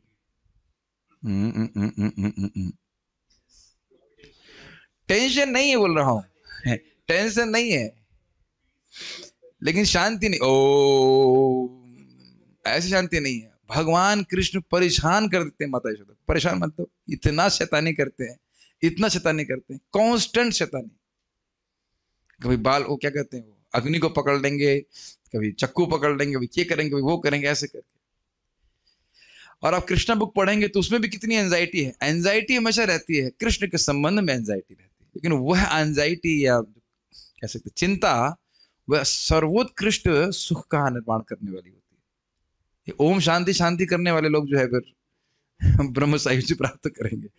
अतः अनन्य भक्ति का अर्थ है उपर्युक्त व्यक्तिगत लाभों की आकांक्षा से रहित होकर भगवान की सेवा करना। समझ में आया? हेतु की भक्ति मतलब भुक्ति की इच्छा से रहित, सिद्धि प्राप्त, योग सिद्धि प्राप्त करने की इच्छा से रहित और मुक्ति प्राप्त करने की इच्छा से भी रहित, इसको अहेतु की भक्ति कहते हैं। प्रेम है, बस भगवान से प्रेम है, भगवान की सेवा कर रहे हैं। सर्वशक्तिमान भगवान श्री कृष्ण समस्त प्रकार के व्यक्तिगत लाभों से मुक्त ऐसे अनन्य भक्तों द्वारा पूर्ण रूप से प्रसन्न हो सकते हैं और इसी को वहां चैतन्य चरितामृत में से सीधे प्रपात दे रहे हैं। मतलब ऐसे भक्त के प्रेम के द्वारा भगवान उससे नियंत्रित होते हैं। भुक्ति मुक्ति सिद्धि कामी इन सब लोगों के प्रेम से नहीं कंट्रोल होते हैं। जो इस प्रकार के अहेतु की भक्ति कर रहा है उसके प्रेम के नियंत्रण में भगवान श्री कृष्ण आ जाते हैं। ये बात कही जा रही है। जो बोलते हैं ना श्री कृष्ण आकर्षणी सच, मुझे प्रेम भक्ति का लक्षण, वो सब बता रहे हैं। समझ रहे हैं? बहुत गंभीर प्रपात तात्पर्य लिखे हैं। भगवान की अनन्य भक्ति में सेवा विभिन्न अवस्थाओं से होकर प्रगति करती है। अब ये काफी इंटरेस्टिंग है। आपने सुना इसमें शब्द है कुर्वन्ति अहेतुकीम भक्ति। अब भक्ति शब्द की व्याख्या हो रही है। समझ रहे हैं? एक है जो गुणमय भक्ति है, वो हो गई 81 तरीके की, और शुद्ध भक्ति हो गई 10 प्रकार की। अरे प्रभु जी, हम तो अभी तक एक ही भक्ति समझते थे, आप 81 भक्ति कैसे होती? इसीलिए पूछ रहा था आपसे मैं 9C3 क्या होता है। अभी बताऊंगा, घबराओ, परेशान तो पूरे करेंगे, आज मूड बना के आए। भौतिक क्षेत्र में भक्ति के अभ्यास के 81 विभिन्न गुण हैं और इन सब के ऊपर भक्ति का दिव्य अभ्यास होता है जो एक है और साधन भक्ति कहलाता है। तो देखिए यहाँ पे भक्ति शब्द आया है, तो वह भक्ति अहेतु की भक्ति के कंटेक्स्ट में आप समझ लेना चाहिए कि वह भक्ति जो है वह निर्गुण भक्ति के बारे में बात हो रही है। लेकिन गुणमयी भक्ति कैसी होती है समझिएगा। जो साधक का चित्त है वह अगर तमोगुण से प्रभावित है तो तमोगुणी भक्ति कही जाएगी, अगर रजगुण से प्रभावित है तो रजगुणी भक्ति कहलाई जाएगी, और अगर सतगुण से प्रभावित है तो सतगुणी भक्ति कहलाई जाएगी। तमोगुणी व्यक्ति जो व्यक्ति भक्ति कर रहा होता है वह बहुत क्रोधीला होता है, वह दूसरों से द्वेष करता है। यद्यपि भक्त है, इसलिए आप लोग आश्चर्य मत कीजिएगा कि कर किसी भक्त को आप देखें जो अन्य भक्तों से द्वेष करता हो और उनका अहित भी करना चाहता हो, ऐसा संभव है क्योंकि उसका चित्त अहित, उसका चित्त तमोगुण से प्रभावित है। इसलिए ये मत सोच लीजिएगा कि संस्था में सभी लोग शुद्ध भक्ति कर रहे हैं। इस be clear about the realistic picture. भगवान से हम इस बात को बोल रहे हैं कि भक्ति सब लोग अन्य अन्य गुणों से प्रभावित होकर कर रहे हैं। ये आप 3 स्कंद 29वां अध्याय पढ़ लीजिएगा। मुझे पता है कि नहीं पढ़ेंगे तो वेट कीजिए, 2 साल हम पढ़ाएंगे अगर हम वहां तक बने रहे। क्लियर समझ में आ रहा है? तमोगुणी वाले वक्त। अच्छा, उसके बाद रजोगुणी व्यक्ति धन की आकांक्षा से, प्रसिद्धि की आकांक्षा से भक्ति करता है, और सतगुणी भक्ति करने वाला व्यक्ति मुक्त होने की इच्छा से भक्ति करता है। तो ये तीनों ही साधना भक्ति नहीं कही जा रही, क्योंकि साधना भक्ति का उद्देश्य भगवान की प्रेमा भक्ति होता है। तो ये जो अच्छा कहेंगे प्रभु जी तो 3 होने चाहिए, ये 81 कैसे आएंगे? 81 कैसे आएंगे? ये भी एक प्रश्न समझ लीजिए। तमोगुणी भक्ति में 3 ग्रेडेशन है, लो मीडियम हाई। समझ में आ गया? 1 2 3 ग्रेड। रजोगुण में लो मीडियम हाई और सतोगुण में लो मीडियम हाई, और इनका मिक्सचर कर देंगे, 3 सेट हो गए, इनका मिक्सचर कर देंगे तो 81 आ जाएंगे। ये बड़ा जो है बड़ा झमेला था। 9C3 + 3 ऐसे कुछ था हम लोग को, कुछ 9C3 = 84 इज इट नॉट? उसको ऊपर 3 हटा देंगे तो 81 बनता है। ऐसा कुछ हमने कैलकुलेशन पहले की थी, कहाँ से 81 ऐसे कुछ हुआ था। तो ये हिसाब किताब है उसका। आज तो गलत फंस गए, ठीक है। तो ये हो गए सब जो गुणमय प्रकृति के गुणों के अंतर्गत भक्ति की जा रही है। लेकिन साधना भक्ति जो है वह साधना भक्ति है एक, और वह पहुंचा देती है प्रेम तक, और प्रेम के हैं 9 लक्षण, तो हो गए 10। कुर्वन्ति अहेतु की भक्ति, यहां पे अहेतु की भक्ति मतलब है गुणमय भक्ति नहीं है, वो निर्गुण भक्ति है। तो कुर्वन्ति अहेतुकीम भक्ति का मतलब हुआ साधन भक्ति करते हैं, और साधन भक्ति करते करते प्रेमावस्था को प्राप्त करते हैं। तो उस प्रेमावस्था के भी 9 स्टेजेस हैं, तो 9 + 1 10। तो इस भक्ति शब्द के 10 अर्थ हो गए। भक्ति मतलब साधना भक्ति, भक्ति मतलब प्रेमा भक्ति, भक्ति मतलब राग, अनुराग, स्नेह, मान, प्रणय इत्यादि इत्यादि, उस सारी भक्ति।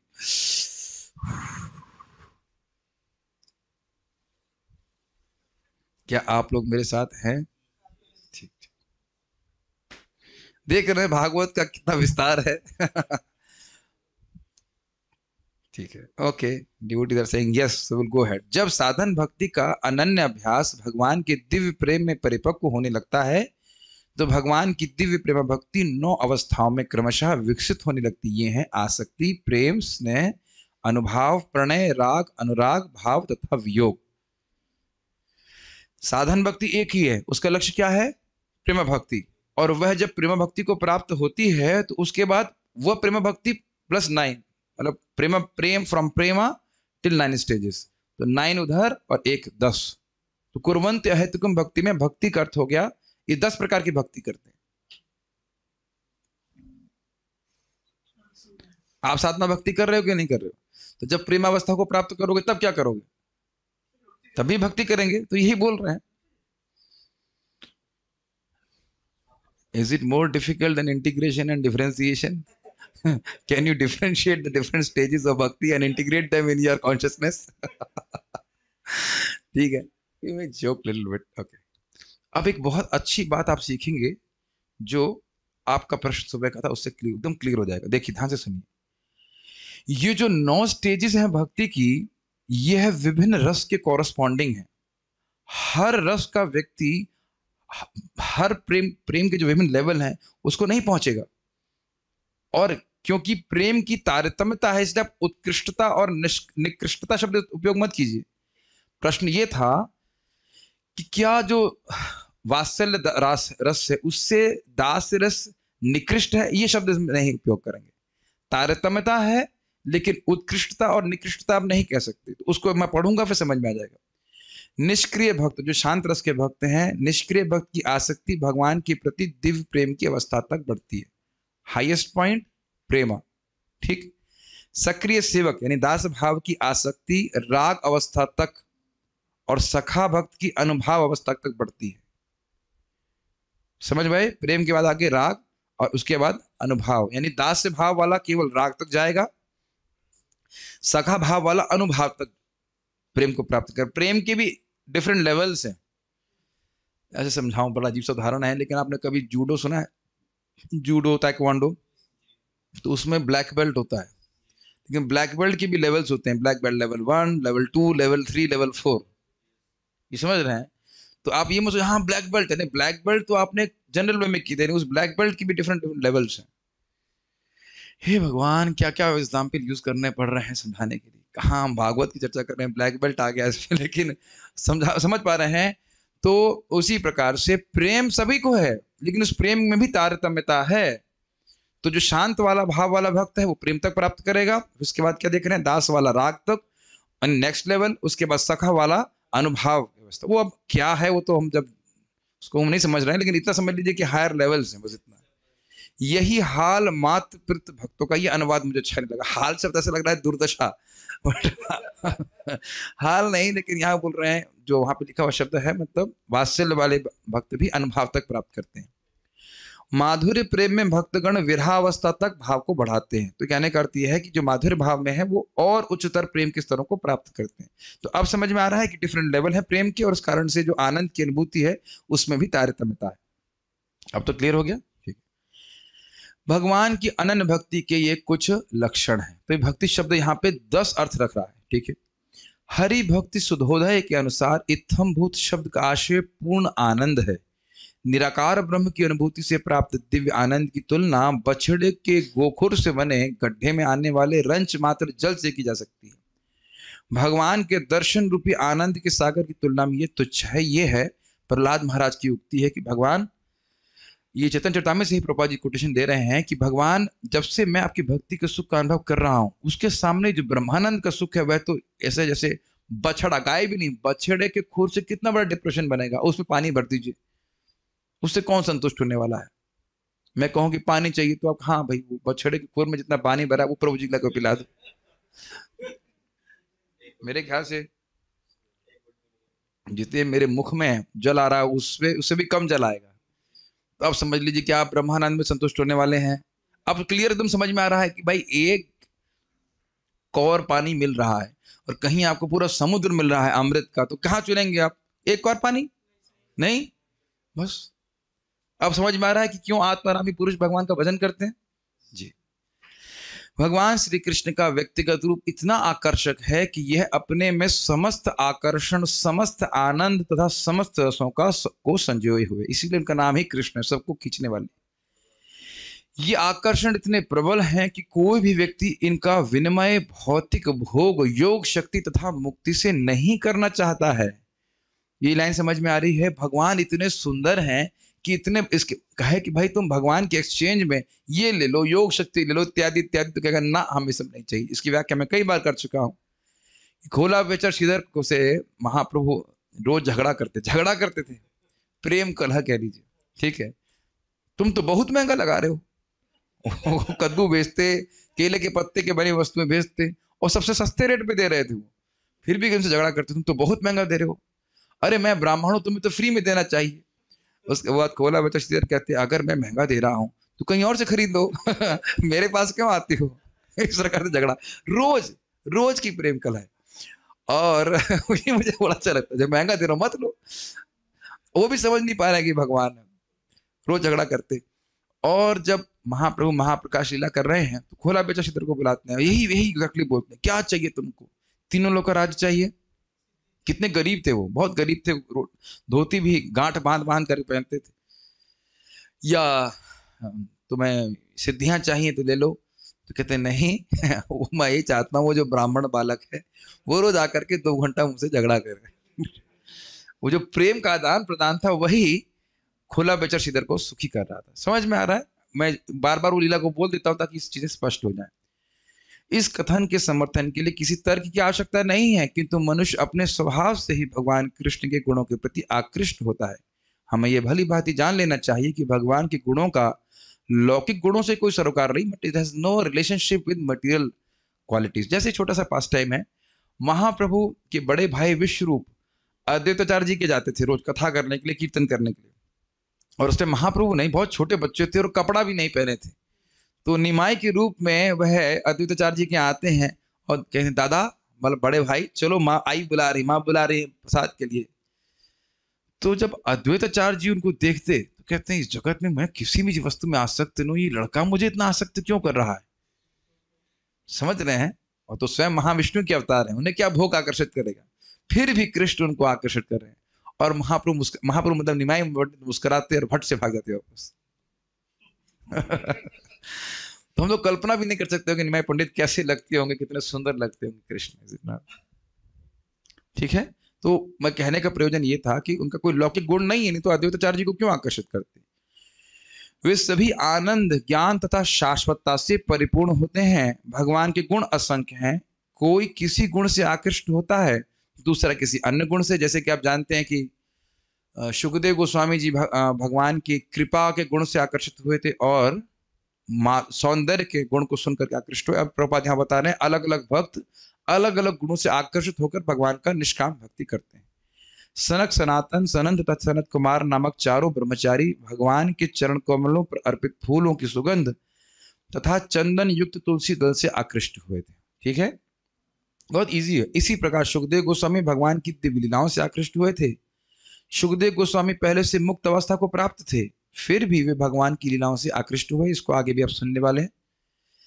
इससे यह सिद्ध होता है कि भगवान की लीलाओं की गुणवत्ता को भौतिक संसर्ग से कुछ लेना देना नहीं होता। और इससे यह भी समझ लेना चाहिए कि जब भगवान के गुण इतने आकर्षक हैं तो अगर हम गुणों को सुनेंगे तो हम भी भगवान से आकर्षित हो जाएंगे।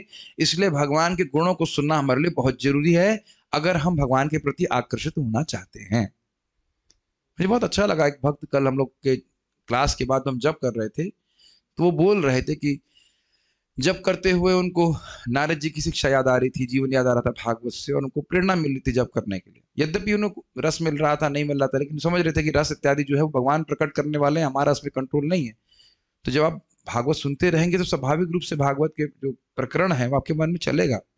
Very good. और हम भगवान के प्रति अधिक अधिक आकृष्ट होते चले जाएंगे। जितना उनके गुणों को सुनेंगे उतना आकर्षित होंगे।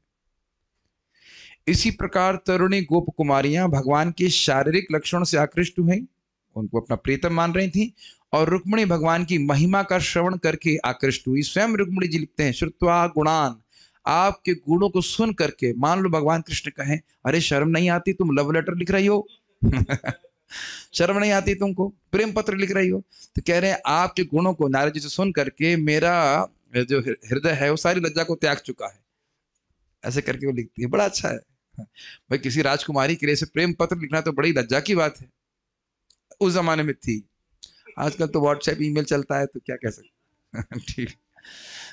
लेकिन ऐसा जमाने में कुछ लोग करते थे, प्रेम पत्र इत्यादि। भगवान के समय चल रहा है। और वो बोलती भी कि 100 जन्म भी क्यों ना लग जाएं तो भी मैं आपकी ही दासी बनूंगी, आपकी ही सेविका बनूंगी, ऐसा करके लिखते। जब ये सब सुना है इन्होंने, भगवान तुरंत रथ लेकर के चल दी। वो भी अलग अच्छा, बहुत अच्छा प्रसंग है। सभी से अनुरोध है कि पढ़िए, कभी सुनिएगा। रुक्मिणी मंगलम महाराज जी ने श्रवण कराया, बहुत सुंदर, बहुत सुंदर, बहुत ही मजेदार भी। मुझे बड़ा हंसी आती है इसमें, जब शिशुपाल रो रहा था तो भगवान रुक्मिणी को लेकर चले गए थे, तो जरासंध आता है, क्या आप इतनी छोटी सी बात पे रोने लगे, देखिए हम कितनी बार हारे हैं फिर भी उसको हरा दिया, चलो भाई चाय वाय लेके आओ इनके लिए कहाँ दुखी हो रहे। बड़ा मजेदार प्रसंग है, उसको सुनने में बड़ा आनंद आता है। रुक्मिणी मंगलम। तो इस प्रकार से माता रुक्मिणी आकृष्ट हुई। भगवान कृष्ण भाग्य की देवी लक्ष्मी के भी मन को आकृष्ट करने वाले हैं, ये जानते हैं आप। अमृत महोत्सव में सब में दोष निकाल दिया लक्ष्मी जी ने, इसमें ये दोष है इसलिए शादी नहीं करूंगी, ये इत्यादि। पर भगवान विष्णु में क्या दोष था, ये हम चाहते ही नहीं यही दोष है। लेकिन फिर भी उन्होंने भगवान विष्णु को ही स्वीकार किया था। तो इससे भी समझ लेना चाहिए, लक्ष्मी जी तो कोई भौतिक स्त्री नहीं है। विशेष परिस्थितियों में वे समस्त तरुणियों के मन को मोहित करते हैं। वे वयस्क महिलाओं के मनों को मातृ स्नेह के रूप में आकर्षित करते हैं। यहाँ आप समझ लीजिए कि जब भगवान कृष्ण उस मथुरा में, जब कहाँ से, क्या रणशाला बोलेंगे, रणशाला में आए थे, जहाँ पे कुश्ती होनी थी, तो सब लोग अलग अलग भाव से भगवान के प्रति आकृष्ट हो रहे थे। मल्ला नाम इत्यादि श्लोक जो था वहां पे, तो जो जो रेसलर्स थे वह भगवान को मूर्तिमान काल के रूप में देख रहे थे। तो अलग अलग लोग अलग अलग प्रकार से देख रहे, सभी को भगवान आकृष्ट कर रहे थे। वे पुरुष के मन को सेवक तथा सखा भाव में आकृष्ट करते हैं। तो इस प्रकार से सब लोग अलग अलग भाव में आकृष्ट होते हैं भगवान की, ये प्रपात कह रहे हैं। हरि शब्द के अनेक अर्थ हैं, लेकिन इसका मुख्य आशय यह है कि भगवान सारी अशुभ वस्तुओं को नष्ट करते हैं और भक्त के मन को शुद्ध दिव्य प्रेम प्रदान करके हर लेते हैं। इसे उनको याद ही होगा, हरि शब्द अनेक अर्थ दुई मुख्यताम, सर्व मंगल हरे प्रेम दिया हरे मन। सुना है, हरि शब्द के बहुत सारे अर्थ हैं। दो मुख्य अर्थ ये हैं कि सारे अमंगल को नष्ट करने वाले हैं। इसलिए हरे कृष्णा कृष्णा कृष्णा हरे हरे, हरे राम राम राम हरे हरे। तो कभी कभी भक्त लोग सोचते हैं हमारा मन उतना आकृष्ट क्यों नहीं हो रहा, मन अभी गंदा है। तो इसलिए भगवान का नाम उच्चारण करेंगे, हृदय साफ होगा तो स्वाभाविक रूप से भगवान में आकर्षण बढ़ने लग जाएगा। वो अपने आप ही भगवान करते हैं। हृदय की सफाई करेंगे और अपना प्रेम दे करके मन हर लेंगे। ये कैसे होगा, जब प्रेम दे देंगे, पहले हृदय की सफाई करेंगे फिर प्रेम देंगे। जब प्रेम दे देंगे तो प्रेम से युक्त होकर जो भजन करेंगे उससे इतना सुख मिलेगा कि मन कहीं जाएगा ही नहीं। समझ में आए बात? बहुत अच्छे अच्छे विज्ञान है। घोर कष्ट में होने पर भगवान का स्मरण करने से मनुष्य के सारे दुख तथा चिंताएं दूर हो जाती है। सब जानते हैं इस बात को, ठीक है, होता ही ऐसा। भगवान शुद्ध भक्ति के भक्ति मार्ग के सारे अवरोधों को क्रमशः दूर कर देते। क्या लाइन है! और श्रवण कीर्तन आदि नवदा भक्ति का फल प्रकट होने लगता है। बहुत अच्छी बात है। आपके जीवन में या हमारे जीवन में जो कुछ भी आप बाधा अनुभव कर रहे हो कि भाई ये दिक्कत है, बहुत लोगों के लिए सुबह उठना ही बहुत बड़ी बाधा है। आप प्रयास करते रहेंगे, भगवान का नाम जप करते रहेंगे तो भगवान की कृपा से सारे अवरोध नष्ट हो जाएंगे। ये बहुत अच्छी बात है। कभी कभी साधक को ना निराशा होती है, अरे मेरे अनर्थ नष्ट ही नहीं हो रहे हैं या कम ही नहीं हो रहे हैं, बढ़ रहे हैं, ऐसा कुछ भी मन में आ रहा है। लेकिन अगर भगवान का ये नाम जप करते रहेंगे, भागवत श्रवण करते रहेंगे, तो भगवान स्वयं धीरे धीरे, क्रमशः मतलब धीरे धीरे सारे अवरोधों को नष्ट कर देंगे। ये अपने जीवन में आप देखिएगा। ऐसा लगता जरूर है कि हम कुछ नहीं हो रहा है, कुछ नहीं हो पा रहा है, लेकिन एक्चुअली निश्चित रूप से सारे अवरोधों को नष्ट कर देंगे। भगवान स्वयं करेंगे। हमें क्या काम करना है? भगवान की भक्ति करनी है, बस जम करके भक्ति करिए, चाप के भजन करिए, ठीक है। भगवान अपने व्यक्तिगत रूप तथा दिव्य लक्षणों से शुद्ध भक्त के सारे मनोवैज्ञानिक कार्यकलापों को आकृष्ट करते हैं। कितना सुंदर! Thinking, feeling, willing. स्मरण करने में भगवान का अच्छा लगता है, भावनाएं भी भगवान के प्रति अर्पित करने की इच्छा होती है। थिंकिंग, फीलिंग और विलिंग, कुछ संकल्प लेता है कि भगवान की सेवा करूंगा, तो ये सारी चीजें भगवान में ही नियोजित होने लगती है। अन्य कहीं करने का संकल्प ही उठना बंद हो जाता है। ऐसी होती है कृष्ण की आकर्षण शक्ति। तो अगर आप लोगों को, अगर आप नहीं आकर्षित होना चाहते हैं तो अभी भी मौका है कि आप लोग इस कॉन्ट्रैक्ट को कैंसिल कर सकते हैं। नहीं हो सकता है? अरे वापस नहीं ले सकते? अरे बड़ा गड़बड़ा है, फंस गया ना। गौरांग गुरु बता रहे थे कि कृष्ण ऐसे कांटे की तरह, जैसे मछली होती है ना, खाने का आती है कुछ लालच में, और वो कांटा फंस जाता है, फिर निकलता नहीं है। तब कहेंगे नहीं प्रभु जी, हम बहुत सारे भक्तों को ड्रॉप होते हुए देखेंगे, तो आएंगे वापस, वापस आएंगे। नेट तो बड़ा है ना भगवान का, तो वापस आएंगे।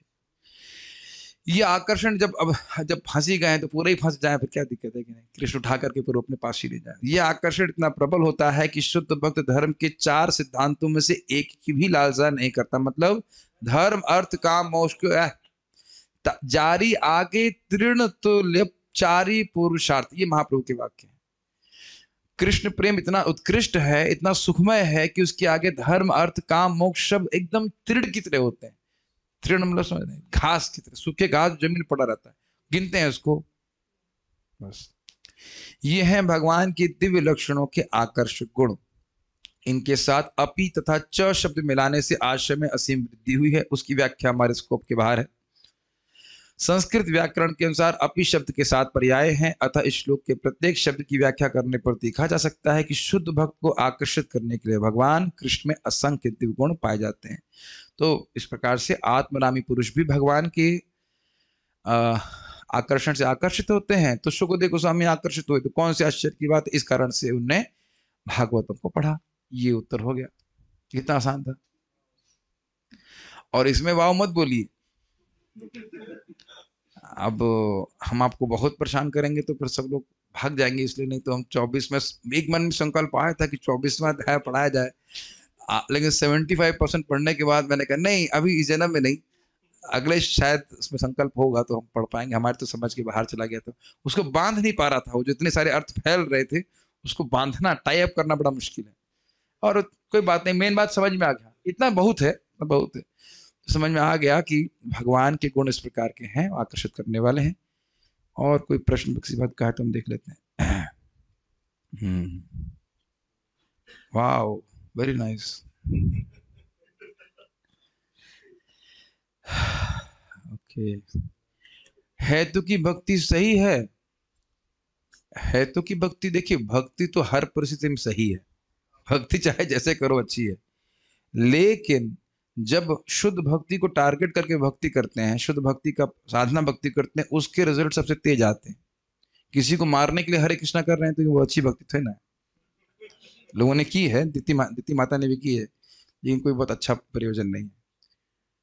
हट तो पाता नहीं, आपकी कृपा नहीं, अच्छा पता नहीं।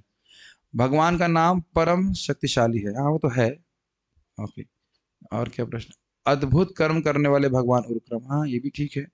कभी कभी हरि कथा बहुत मीठी लगती है, कभी बहुत खराब लगती है क्या? चलिए ठीक है।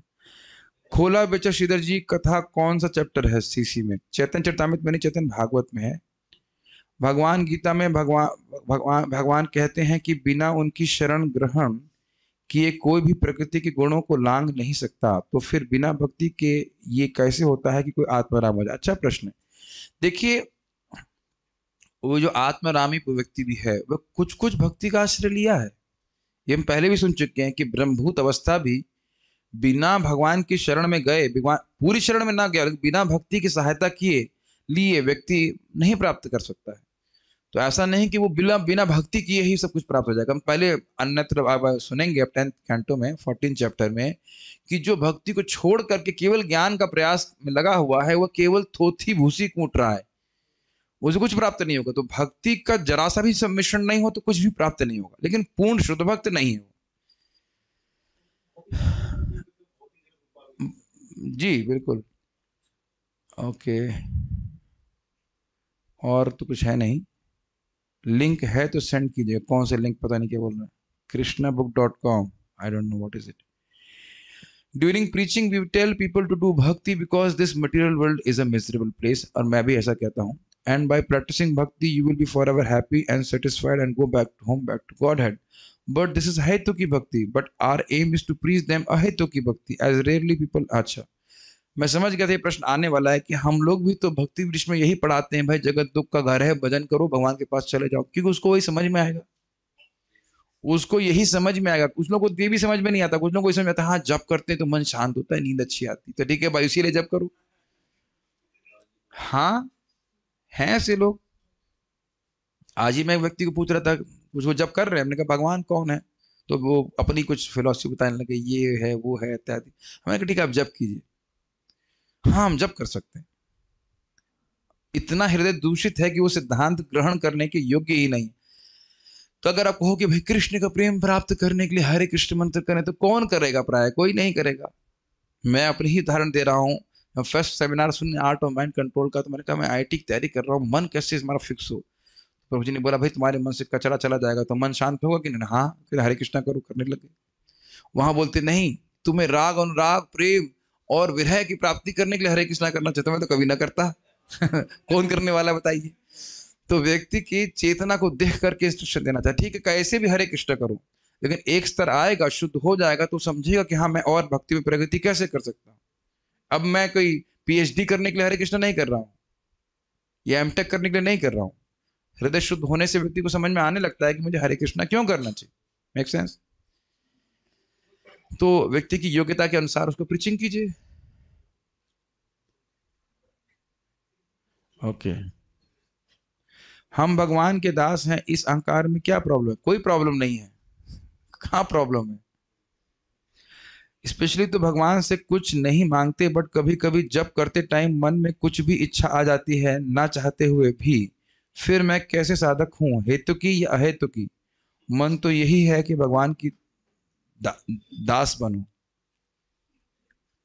हाँ बताइए, अगर ये आ रहा है कि नया ड्रेस जो देखा था हमने वहां पे शॉप पे, हरे कृष्णा, तो वह तो हरे कृष्णा, और वो ड्रेस मिल जाए, वो कार मिल जाए, तो स्वाभाविक सी बात है कि हेतु वाला भजन है ना। इच्छा तो इच्छा मांगने रहे ना भगवान से, नहीं आ रही है जा रही है तो भगवान बोलते हैं क्या है वो, आगाम अपाई न नित्य स्तंभ शिक्षु भारत ना। 270 क्या है? आपूर्यमाणम अचल प्रतिष्ठम समुद्र महापह प्रविशन्ति यद तद्वत् कामयम प्रविशन्ति सर्वे सशांति मापनोति न काम कामी। बहुत सी इच्छाएं आती हैं, बहुत दिन में आप देखिए रहो कितनी भौतिक इच्छाएं आती जाती, उधर ध्यान नहीं दे रहा है। लेकिन अगर हम उसके लिए भजन करने लग जाए कि हाँ अच्छा हरे कृष्ण कढ़ी मिल जाए, चावल मिल जाए, गोल या जो भी फॉर एग्जाम्पल, तो फिर वह हेतु की भक्ति नहीं हुआ। तो ये एक बहुत सिंपल बात लगती है, लेकिन ये बहुत महत्वपूर्ण है कि हमें कॉन्शियस होना है कि हम भजन क्यों कर रहे हैं। यहाँ तक कि मुक्ति की अभिलाषा की भी हम मुक्त हो जाएं, जगत बड़े कष्ट है, तो वह भी शुद्ध भक्ति नहीं। ठीक है, तो समझ में आ गया होगा। तो देखिए क्या होता है, एक बड़ी इंटरेस्टिंग बात, ये बहुत प्रश्न बहुत अच्छा है, ये प्रश्न हम लोग उधर भक्ति समय सिद्धू क्लास में भी किए थे, बड़ा सुंदर है। तरह सुनिए भाई, कुछ लोग ऐसे हैं जिनकी कोई अभिलाषा नहीं है, तो वो तो शुद्ध भक्त हैं, लेकिन साधना भक्ति की अवस्था में हम भुक्ति मुक्ति सिद्धि की इच्छाओं से कैसे बचें? हृदय तो दूषित है। प्रश्न समझ रहे हैं? प्रश्न ये है कि हम साधना कर रहे हैं तो अभी तो हमारा हृदय पूरी तरह शुद्ध नहीं है, तो स्वाभाविक सी बात है कुछ इच्छाएं हैं, और हम जाना शुद्ध भक्तों की कोई इच्छा नहीं होती, तो क्या हम शुद्ध भक्ति का अभ्यास कर सकते हैं? थोड़ा ध्यानपूर्वक सुनिए। तो महाराज उत्तर दिए कि देखिए, विवेक तो है ना हमारे पास। विवेक मतलब इन इच्छाओं को पोषने से मुझे लाभ नहीं होगा, तो इन इच्छाओं, भले इच्छाएं हैं, लेकिन उन इच्छाओं को निवृत्त करने के लिए नाम जप कर सकते हैं, भक्ति करते हैं ना। हमें इच्छाएं नहीं चाहिए, अकामा शब्द की व्याख्या की गई थी सुबह, उनको पोषने के लिए नहीं है। स्त्री की, धन की और अन्य इच्छाएं जो मन में आती हैं, सूक्ष्म में रहती हैं, उनको तो काट सकते हैं ना भगवान मैं इसके लिए नहीं कर रहा हूं। विवेक समझ में आ रहा है। विवेक मीन्स डिस्क्रिमिनेशन, कि मैं ये हरे कृष्ण मंत्र कर रहा हूं भगवान आपके चरणों में प्रेम प्राप्ति करने के लिए, यद्यपि वो इच्छाएं हो सकती उनको पुष्ट नहीं कर रहा हूं, उनको पानी नहीं दे रहा हूं। भाई तुलसी उगा रहे हो, घास उग रही है, तो घास को पानी तो ना दे रहे हैं, घास को उखाड़ के बाहर फेंक रहे हैं। अगर दिख रही है कि घास उग रही, मतलब घास का बीज था, वो निकल रही, घास को बाहर फेंक दिया। अगर मैं यहाँ सोचूं भाई मैं कुछ मसाला मसाला वसाली वाली कथा करूं ताकि मेरे व्यूज बढ़ जाए, तो यह तो उद्देश्य नहीं ना कि भगवान प्रसन्न होंगे। हमारा उद्देश्य हम एटलीस्ट प्रयास कर रहे हैं कि यथावत जो ज्ञान है भागवत का वो सामने प्रस्तुत किया जाए, मेरी भक्ति बढ़े, जो सुनने वाला उसकी भक्ति बढ़ जाए, तो उसमें तो कोई गलत बात नहीं है। अच्छा, अब महाराज इसको और अच्छे उदाहरण से बताए कि जैसे एकादशी में कुछ साधु लोग हैं जिनको खाने की इच्छा ही नहीं होती, वो विचार ही नहीं आता, लेकिन हम सब लोग भी एकादशी करते हैं, खाने का विचार नहीं आता है, ज्यादा भूख लगती है, सुबह 4 बजे से भूख लगना शुरू हो जाती है, तो फिर आप क्यों नहीं खाते हो? क्योंकि विवेक है कि एकादशी में हमको अन्न नहीं खाना है, तो विवेक का उपयोग समझ रहे हैं, तो एकादशी का पालन हम लोग कर पा रहे हैं कि केवल शुद्ध भक्ति कर पा रहे हैं? जिस व्यक्ति के हृदय में खाने की इच्छा ना आए वही एकादशी करेगा। बहुत अच्छा उत्तर है। तो अपने विवेक का इस्तेमाल करते हुए कि मैं सुखी तभी होऊंगा जब मुझे भगवत प्रेम प्राप्त होगा, इस शुद्ध भक्ति विवेक से युक्त होकर व्यक्ति शुद्ध भक्ति का अभ्यास कर सकता है। तो इसलिए ऐसा नहीं है कि हम शुद्ध भक्त होंगे तब शुद्ध भक्ति करेंगे, शुद्ध भक्ति का अभ्यास हम अभी भी कर सकते हैं। हरे कृष्ण मंत्र जब कर रहे हैं, गोल क्लियर है ताकि हम भगवान के चरणों में एक दिन प्रेम प्राप्त कर सकें। I hope things are clear. विवेक समझते हैं डिस्क्रिमिनेशन, इसीलिए सुनना बहुत जरूरी है। सुनता नहीं है तो व्यक्ति सोचता हाँ हम हरे कृष्ण करते हैं, हमारे सारे काम बन जाते हैं। तेरा काम बनाने के लिए हरे कृष्ण है, और वो एक लेवल है भक्ति का, ठीक है। और हम भी ऐसा बोलते, मैं भी बोलता हूँ भाई, और ये सत्य बात है कि सारे प्रोजेक्ट आपके बढ़िया चलते हैं। एटलीस्ट मैं अपनी बात कर रहा हूँ, आप भजन अच्छे से करेंगे, लेकिन प्रोजेक्ट चलाने के लिए हरे कृष्ण नहीं कर रहा हूँ। लेकिन कुछ लोगों को ऐसा बोलता हूं मैं ताकि उनके दिमाग में घुसे, उसे माला जप कर लें, वो उसी चीज को एक्सेप्ट करेंगे। तो अधिकार के अनुसार प्रीचिंग की जाती है, लेकिन वस्तुतः बात यही है कि भगवान का प्रेम प्राप्त करने के लिए भक्ति करनी चाहिए, ठीक है। अगर स्पिरिचुअल विशेष माइंड में आती हैं देन इट इज अहेतुकी और हेतुकी। अहेतुकी, अगर आप चाहते हैं भगवान का प्रेम मिले, मुझे जो भी भक्ति में आगे पढ़ सकूं, मेरी मति भगवान में लगे, भगवान के नाम में रुचि उत्पन्न हो, तो ये इच्छा तो हरिदास ठाकुर जी भी करते हैं। 10 अपराधे ये ना हृदय ना पाशे, कृपा करी महाप्रभु माजी नाम रसे। ये 10 अपराध मेरे हृदय को ना बांधे और मैं सदा ही आपके नाम के रस में डूबता रहूं, तो ये तो महाप्रभु भी कह, सॉरी हरिदास ठाकुर जी भी कह रहे हैं। तो अहेतु की मतलब भुक्ति मुक्ति और सिद्धि की कामना नहीं करना, ये बात है। क्लियर समझ में आ रहा है? मैं लॉर्ड कृष्ण से सिर्फ ये मांगती हूँ मेरी शादी ना हो, ये मैं भी मांगता हूँ, और मैं लाइफ टाइम भक्ति कर सकूं। इसको कौन सी भक्ति कहेंगे? ये कोई दिक्कत नहीं है, क्योंकि भक्ति के विरुद्ध है, मतलब बहुत कठिनाई है। एक बच्चा टांग करके भक्ति करना बहुत मुश्किल होता है। With no offence to those who have kids, तो इसमें कोई दिक्कत नहीं। ये हमारे हरदर महाराज बोलते हैं, मैं भी भगवान से प्रार्थना करता मेरी कभी शादी नहीं हो। भक्त तो डरते तो हैं ही, देखो माया कभी भी किसी को प्रभावित कर देती है कि नहीं। तो ये तो अच्छी है, आपकी भक्ति के विरुद्ध नहीं जा रहा है। मुझे नहीं आता, भूख नहीं लगती एकादशी, तो आप शुद्ध भक्त है ना, तभी तो मंगल आरती नहीं आती रोज। एकादशी में तो नहीं, खैर इनको तो स्वास्थ्य का प्रॉब्लम है, ठीक है। ओके ओके, भक्त लोग मजाक करने लगूंगा तो ठीक नहीं रहेगा। स्टॉप।